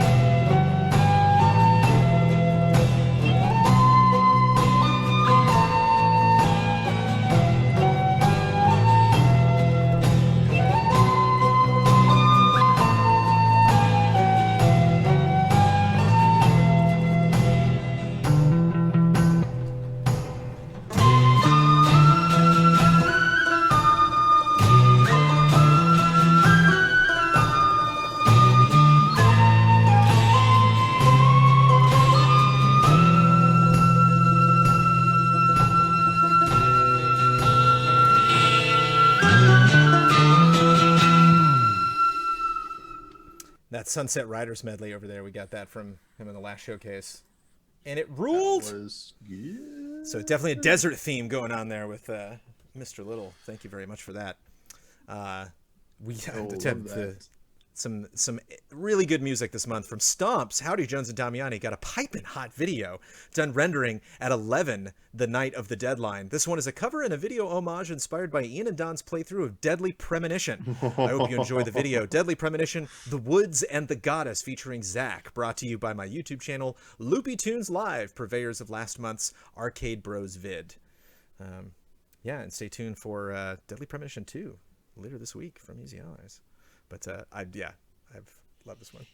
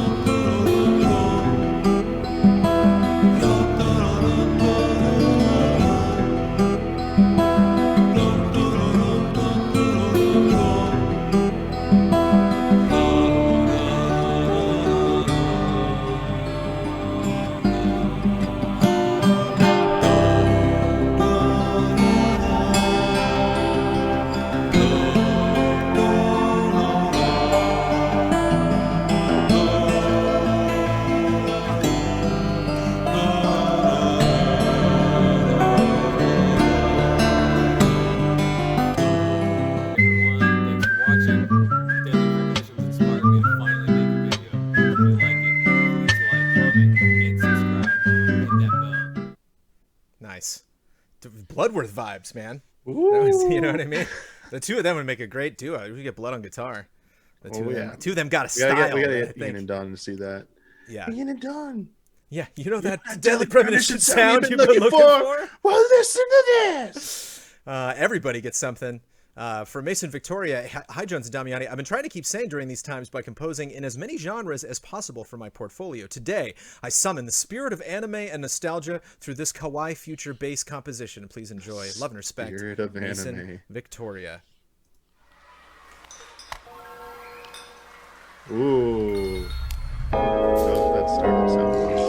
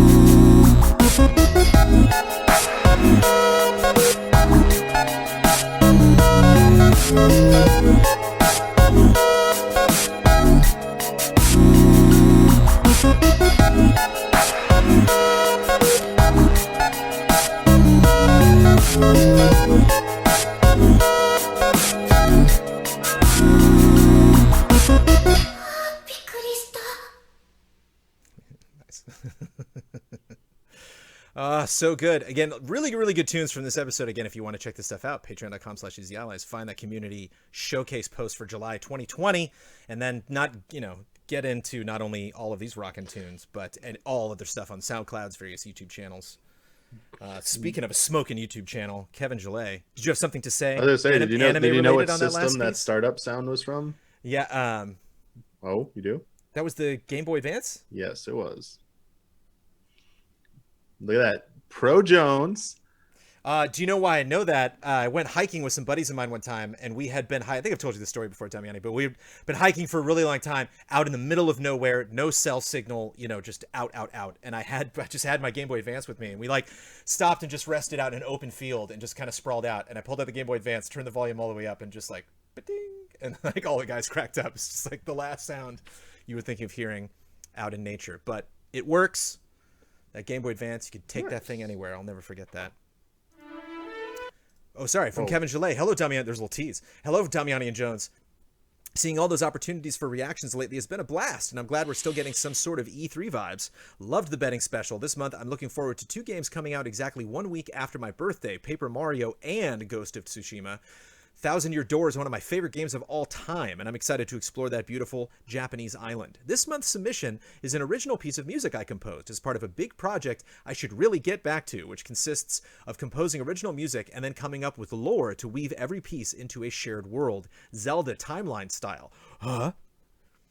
In that world, I've got a people of air who can fly and live in forests and mountains, and this people is my excuse to write Japanese or generally Asian-inspired music. I chose to share the theme that represents a magic spell of that people from the first age of this world. Lore, Damiani, lore! Because it might invoke some Tsushima vibes. Stay safe, wash your hands, wear a mask, love and respect, Kevin Gillet. This makes, because I just finished Iron Man VR. I'm going to review that this week, Damiani. Then I'll move on to something else. I'm going to review that. And then I'm going to get back to that early code that I got for Tsushima that I've been wasting away working on other projects. So this is kind of painful to listen to because it's so good. But here we go.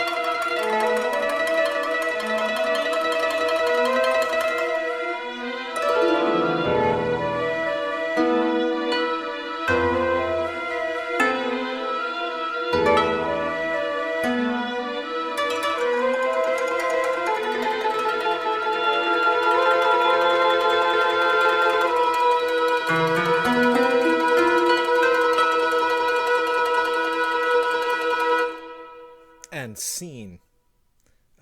Really calm. Chat keeps saying they're like, this is a very calm podcast, or this very calm episode of the community showcase. All of these submissions, even getting in some guitar and some deep bass in there, just so chill. Thank you. That middle of summer vibe, soothing. You know, doesn't matter what corner of the world that you're from. And I know Kevin was talking about, you know, the cool, you know, tribes of air warriors. Obviously, Avatar comes to mind. But I, of course, was just the whole time I was just stabbing dudes in the neck and hiding their corpses in a bush. Like, that's just where my mind was at. But, you know, I want everybody to just go where your imagination takes you. That's just what I was thinking about. Walking across the tiles on the rooftop. Coming down. Yo, Jones, you could be playing. Yeah, I know. Music and video and all that stuff is great. But games. Miss those games. All right, on our last category, we just have a couple more submissions in the form of videos, starting off with Jeremy Waltman. Hello all, I'm a filmmaker who's just completed work on a comic book that I'm turning into my first video game, Weather Worn. The prequel comic follows the 4 seasons leading up to the start of the game. The game itself is an RPG that centers around an astronaut and their grandchild stranded on a medieval world. Here's a look at the work in progress trailer, planning to take the game plus the comic to Kickstarter. Send any thoughts this way. Love and respect, Jeremy. We have at least three trailers.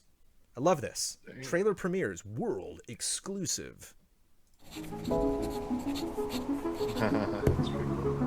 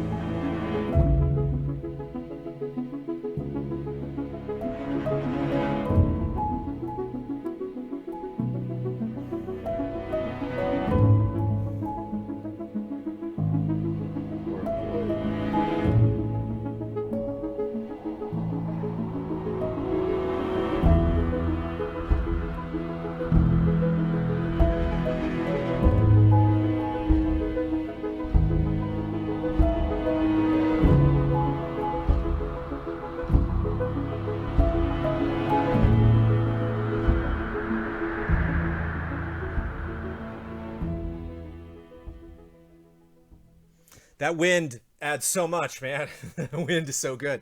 I literally, like, when I first saw this video, like, at that time, I was like, oh, I would love just a little sound atmosphere. And there it is. Yes. Yeah, because the vibes are so strong. Yeah, jeez. And it's such a fun, unique aesthetic vibe there. Kind of reminds me of a heavy metal. I don't know if you've ever seen that old, just that, like, really bold, stark, contrasting colors and again, just the mellow vibes. I love it, especially in summer. I don't know, is it hot where you are, Damiani? It's a little warm where I am. So it's nice. It's just nice to imagine we were in the snow. I go to some snow. I go to visit people in other hemispheres in Animal Crossing, and like you get out into the snow, like surprisingly cooling. I'm gonna stay here for a little bit. From Sebastian. Oh, and yeah, definitely check that out. I don't know if your Kickstarter has launched yet or not, but thank you for the premiere. Sebastian. Hi there, Jones and Signor Damiani. It's time for another update on my Dreams project. I managed to release the second chapter from Mimeo Prophecy and shadow dropped it at Dreamscom. I was wondering what projects were going to come out of that. Nice. God, it must feel good to shadow drop something at a con. I'm extremely happy how my trailer turned out and what I achieved in the last 5+ months. It feels more and more like a proper game now, but I'll let the trailer do the talking. I want that on a t-shirt. Let the trailer do the talking.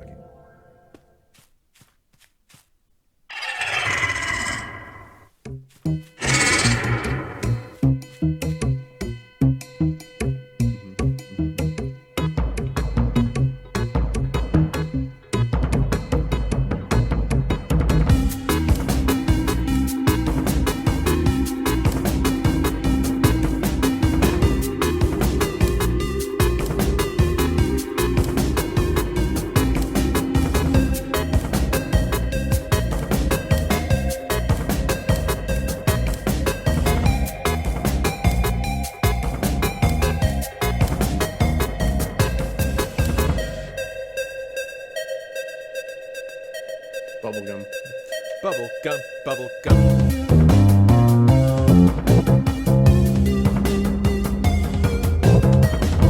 Dude, that looks like a Gabu. Yeah, he does, actually.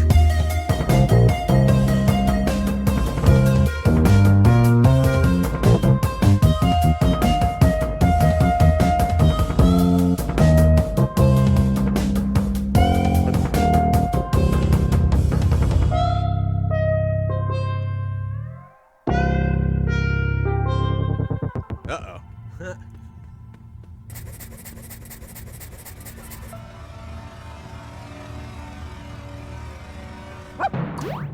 Shadow drop! Aww. Feels good. Shadow drop. Imagine how scared you gotta be right before you shadow drop something. You know what I mean? The fear, the excitement. I can't wait to check that out. I'm so long overdue to get back to Dreams. Stevie G. Hi, Jones and Damiani. Stevie G here for my second showcase. We are making a Lifeguard RPG in our spare time. Here's a trailer of the demo on Itch.io. We are so excited to finally be done with the demo of the game. We are taking a break from the game at the moment. We are considering making a devlog. This community is so talented. Thank you for allowing us to showcase our work. Love and respect. Yes. You like RPGs? Yes. Do you like the beach? Yes!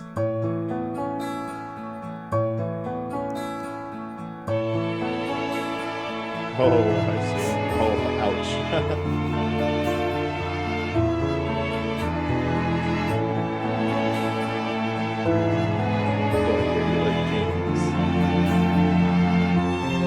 Oh. Yep. As lifeguards do, you know.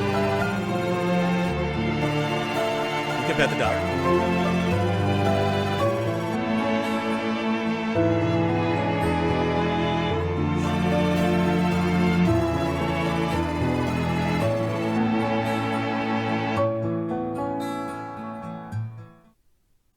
Yeah. Looks like a pretty fun demo. Again, just more of that the early summer vibes. I love the cat. Look at the cat, Damiani. Surf. A lifeguard. See the cat in the corner? Sleepy cat. Its tail going through the... Oh, no, it's not going through the board. I thought that was okay. I was like, transform into a surfboard. Is up, Jones and Damiani? This is Sebastian Hall. I will keep this short and sweet. I wanted to put this last showcase, but life got in the way. Anyway, I put together some Star Citizen footage around the new area we got in the last patch, New Babbage, as well as I wanted to show off the really cool alien dropship Esperia Prowler that I spoke about in my last Star Citizen post. I'm not 100% sure how interesting it'll be for people not into the game, and it might be a little confusing, but I was quite happy to get a rough cut out and show the game in motion. Love and respect, Lotiaz. And Lotiaz has been talking about this for a long time. And so, yeah, I have seen this game in motion, but talk about something I would love to respect. Space!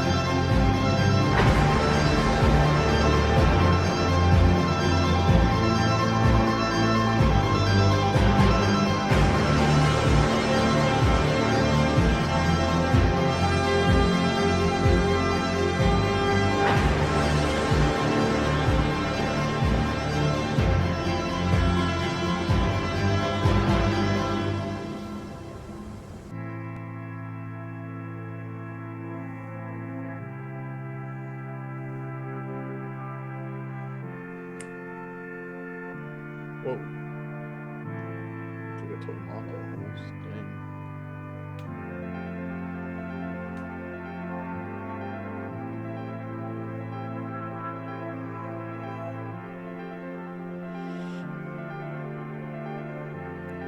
These slow pans, slow tabs, are working for me. I love these. Activate slow. Systems activating. Systems on.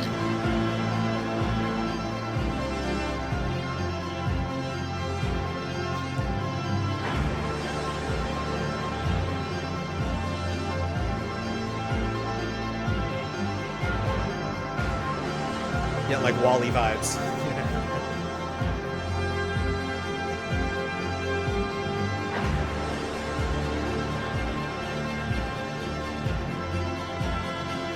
mini mall.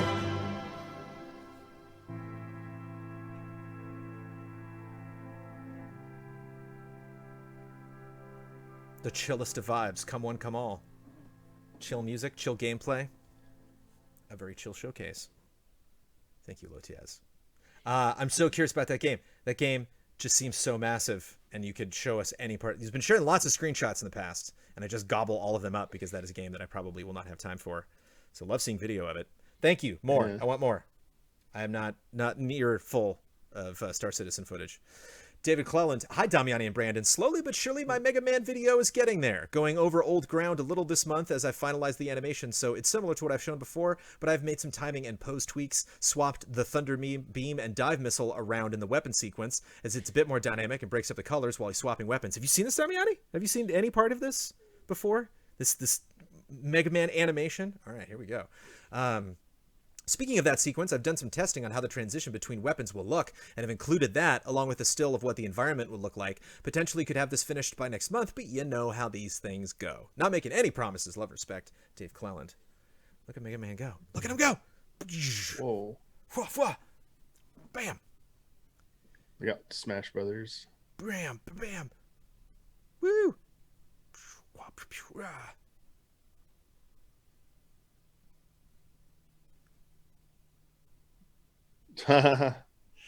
Dual wielding.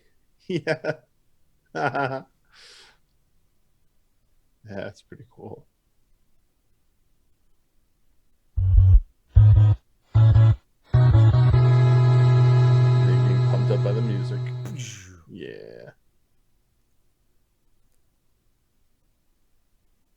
And here's different models. So that's Get powered. Yeah. It wasn't in that one part when he was switching around, changing the weapons. The suit changes as well. And here it is one more time for the fans, because even just putting two of these back to back is less than the time limit. So yeah, showing off those. Missed the koala line. Yeah, definitely missed the koala line.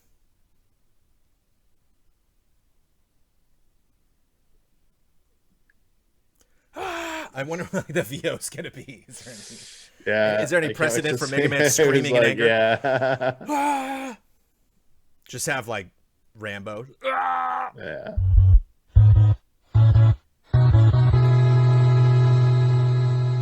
And love that. Just love getting little tiny bits of something. I think that's one of like the biggest joys of working on the showcase, is seeing something evolve as the weeks and months go by. So thank you for those updates, Dave. Mega Man. All right. Chris Park, hi Elias, the pandemic is still going on, so I'm still stuck playing Fate Grand Order. It's summertime, so here's summer versions of totally historically accurate historical figures. So here we get, this is a mobile game where you play as people. Is this the Fate series? Totally Fate historic? Grand Order. Yeah, not so much. Do I not need to set this up? Can we just please jump right into it? Because this is awesome. All of those all those cozy vibes that you had, all that just real easy guitar and just kind of relaxed, all that's going out the window in 3, 2, 1. 浮気移り気で狐はまるっとお見通しいざ受け上がれよけなさ上腕一瞬見てくださいましたマスター愛を知らない悲しきここに星のように晴れつく逃げ場はないわ鉄拳制裁 Overkill. These are all overkill. 楽しむがよいこれが極上のアウローラ俺は誰だ美女だローマだもちろんユだよラウダレントゥムドムス・イルステリ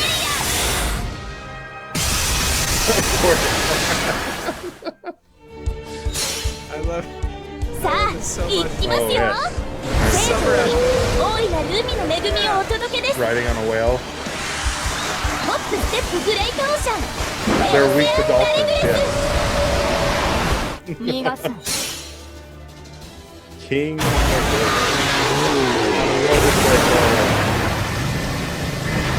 水面をかける不当のままロックセクエンスオルダー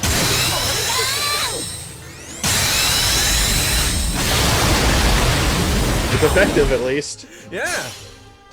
Not missing with that. 通信途絶こうなったら全軍突 Best of the 撃 animals, like Sonic style. Wait, are those squirrels? 撃って撃って撃ちまくれ What the hell? これこそ姫の桜じゃ正式ミリミリナイトフィーバ They're like in the plains too, so. ー早期銀すなわちコスモス This is Fate Grand Order, chat. Pay attention. しかるに秩 I 序 don't see what's confusing about it. Serious, not King Arthur Space Patrol. Monster Hunter XX version. ディザスター持ってくださいよ私の体誠ドライブフルバーストジェット三段付け The poor rooster. What? Why are they fighting? I love the enemy reveal every time. It's like, what are they doing? 第六天魔王をはじめ織田信長うわー信長ザ・ロックンロー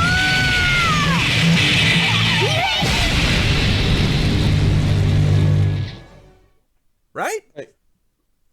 Right? That's insanity. That's what we were building up to this whole time. Yeah. But it doesn't end there.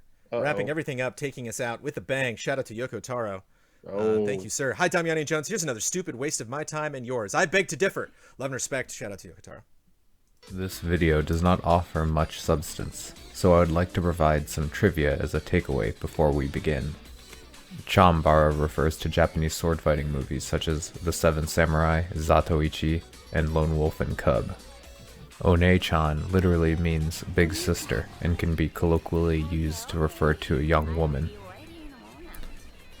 One-chanbara is a portmanteau of these two words. One-chanbara Z2 Chaos is like a traditional New England lobster dinner. Lobsters are bottom-feeding water bugs used as a delivery method for butter, and One-chanbara is a sleazy but competent bargain bin hack and slash delivering sexy anime girls.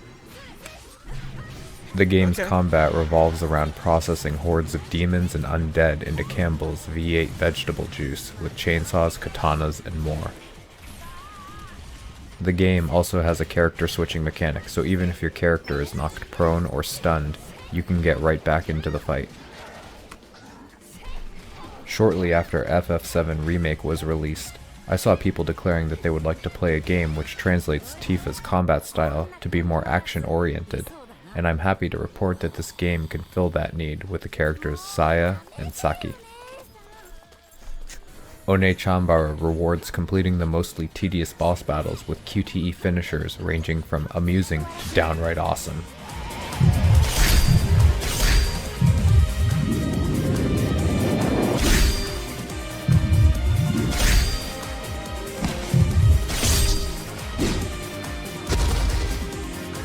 Nice.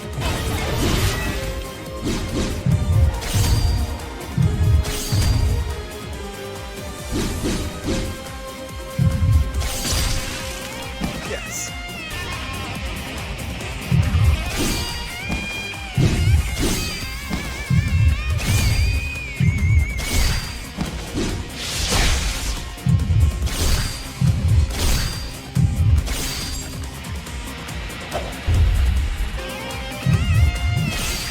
Save the best for last.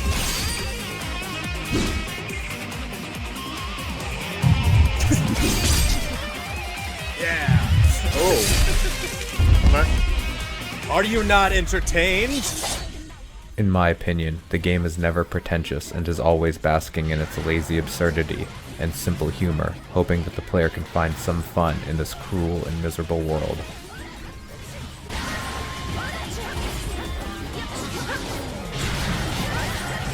Finally, I'd like to tack on a demonstration of the game's surprisingly flexible accessory system. Yay, toast face. Did you learn anything about the game, or did you know all that stuff, Damiani? Oh, no, I didn't know about those quick time finishing things at all. I just thought it was like a hack and slash, basically. Dang. Those were satisfying. And that will do it. Just a hearty shout out to Kit Snow, Happy Gaming, Ibrahim Sozer, and Eric Jackson, who did post but did not post a submission. I think they were grabbing that slot, and apparently if Patreon didn't update that, I checked it after the midnight deadline last night, and there was nothing posted there. But what I assumed was a placeholder for your actual post. But shout out to everybody that was involved in the showcase. Shout out to Michael Damiani. Thank you for joining us, sir. Apologies, the cameras are a little grody right now, but this is he's screen sharing, We're super so that's blurry. why it's a picture within picture. But people aren't here to see us; they're to see the Yeah, wonderful, that's true. the art, the music, the photographs. If you want to be a part of the Easy Allies Community Showcase for $10 and above, patreon.com/easyallies. You can submit the last week of the month. I will put up the showcase post. Then the first week of the next month, I will gather with another ally. So I will let you know as soon as possible who the next ally will be on this list. It won't be Damiani for a couple months yet. So if you got something you want to prepare for Damiani, you got a little bit of time to get involved. Of course, lots of other things you can benefit of going to patreon.com/easyallies. But man, it never gets old. Our chat can definitely agree with me. We have a very talented community that's working on a lot of fun stuff per month. That is giving us a lot of fun stuff to check out.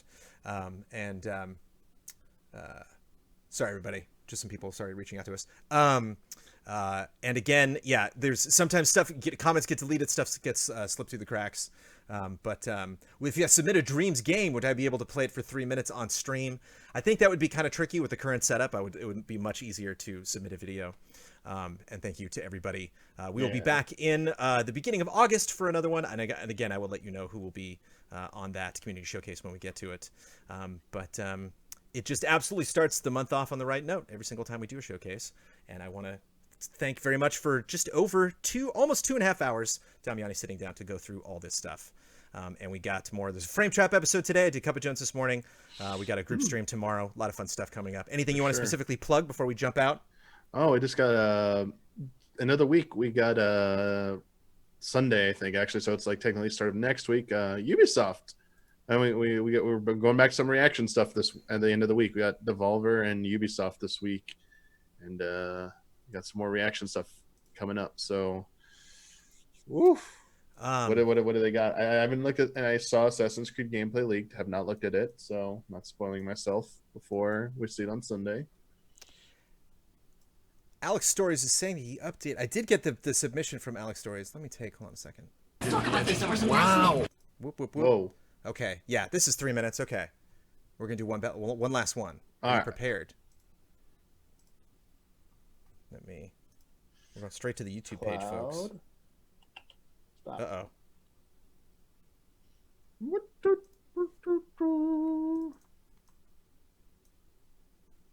Going straight to the source. One last one, folks. It's cat. iCloud. Do you want to watch this one with me? All right, take it away, Alex Stories. Boom. Come on, you want some dice nip, bud? Game face on! He looks amazing and can speak. Perfect pet. It's going time, mother! I still contend this is Blinks. Wish we can land on these things. Oh my god, this is the game. Oh, I want to play this XO1. I want to play this so bad. Oh, yeah. See the world at your own pace. Be who you want to be. Jump off mountains. I'm no baby. Or, ooh man, eesh. Nibblegar. Man, who the hell chooses Nibblegar? He's like a gigantic rat. It's like Raticate. There you go. Let's see if we can see. There it is. Okay, you know what? I take it back. Oh, it's a shark. I take it back. Nibblegar is amazing. There's a creature. Crap, it's like a spider with armor. That's cool. It's like a portal. Oh, to another what? dimension. Oh, nice. Yeah, Ghost There's Runner. one right here. Dang. Go. Jump it. Dash it. Got him. Follow the pipes to get Yes. out. You know what? This game's a success. Oh, the sax is kicking in. Where's that music option? Give me that music. Yes. Yeah, baby. I don't care if it's too loud. Go forgive me. Dude, best part. Impacto. Ooh, that felt good. This is a full-fledged village. My god, can I just jump anywhere? Oh my god, I can't. Oh, wow. This is sick. Look at this crack. You can go in this crack. You know how many games there's cracks you can't go into? It's true. Here. Yeah. Oh. What do you call these? Well, Okay, I think we're good now. too much to process here. My goodness. Oh. Here we go. Anime Magical transformation, school. Wonder Woman style. baby. Get down this Some bikini. Sailor Oh, Moon. no. Yeah. Oh, there it is. with the presentation. The music's pretty good, and look at this, like, it's like an edge to it, dude. Yes. Oh my goodness. Holy hell, this is cool. Man, that momentum feels so good. We got a quest here. Yeah, oh, there it Prodeus. is. We had to talk to him. Wait, hey. Get A back game over. I didn't know you could already play. It'll get extremely complicated. Oh, here we go, our first big enemy. Look at this demon cat. Demon kitty up in here. Done. Zip. Sick. Stargate. Man, this is Whoa. life. Oh my Pull off? god, this is cool. Looks like a Dragon Ball slime. You know what? Wishlist, big Dragon Quest, sorry. What the? Oh, it's just to try and throw you off. That's kind of cool. Oh, there we go. Boom. Done. Max. Yeah. Nope, that's a mess. All right, there we go. That's the real end of the community. There, just one more thing. But again, you want to be involved, patreon.com/easyallies, where you can go to get involved. Again, there'll be a different ally on every month, so it'll be a different ally, but I'll get Damiani back on this soon enough. Probably one more time at least in the year that is 2020. Thanks for tuning in. Thank you to everybody who's a patron or a non-patron. Thank you for just watching. Thank you for subs and resubs, and for our mods and everybody. And thank you, Damiani, for hanging out and watching all this stuff. I'm going to hang up on you right away, Damiani. I'm going to dump you. Bye. Bye. Bye, everyone. Take care.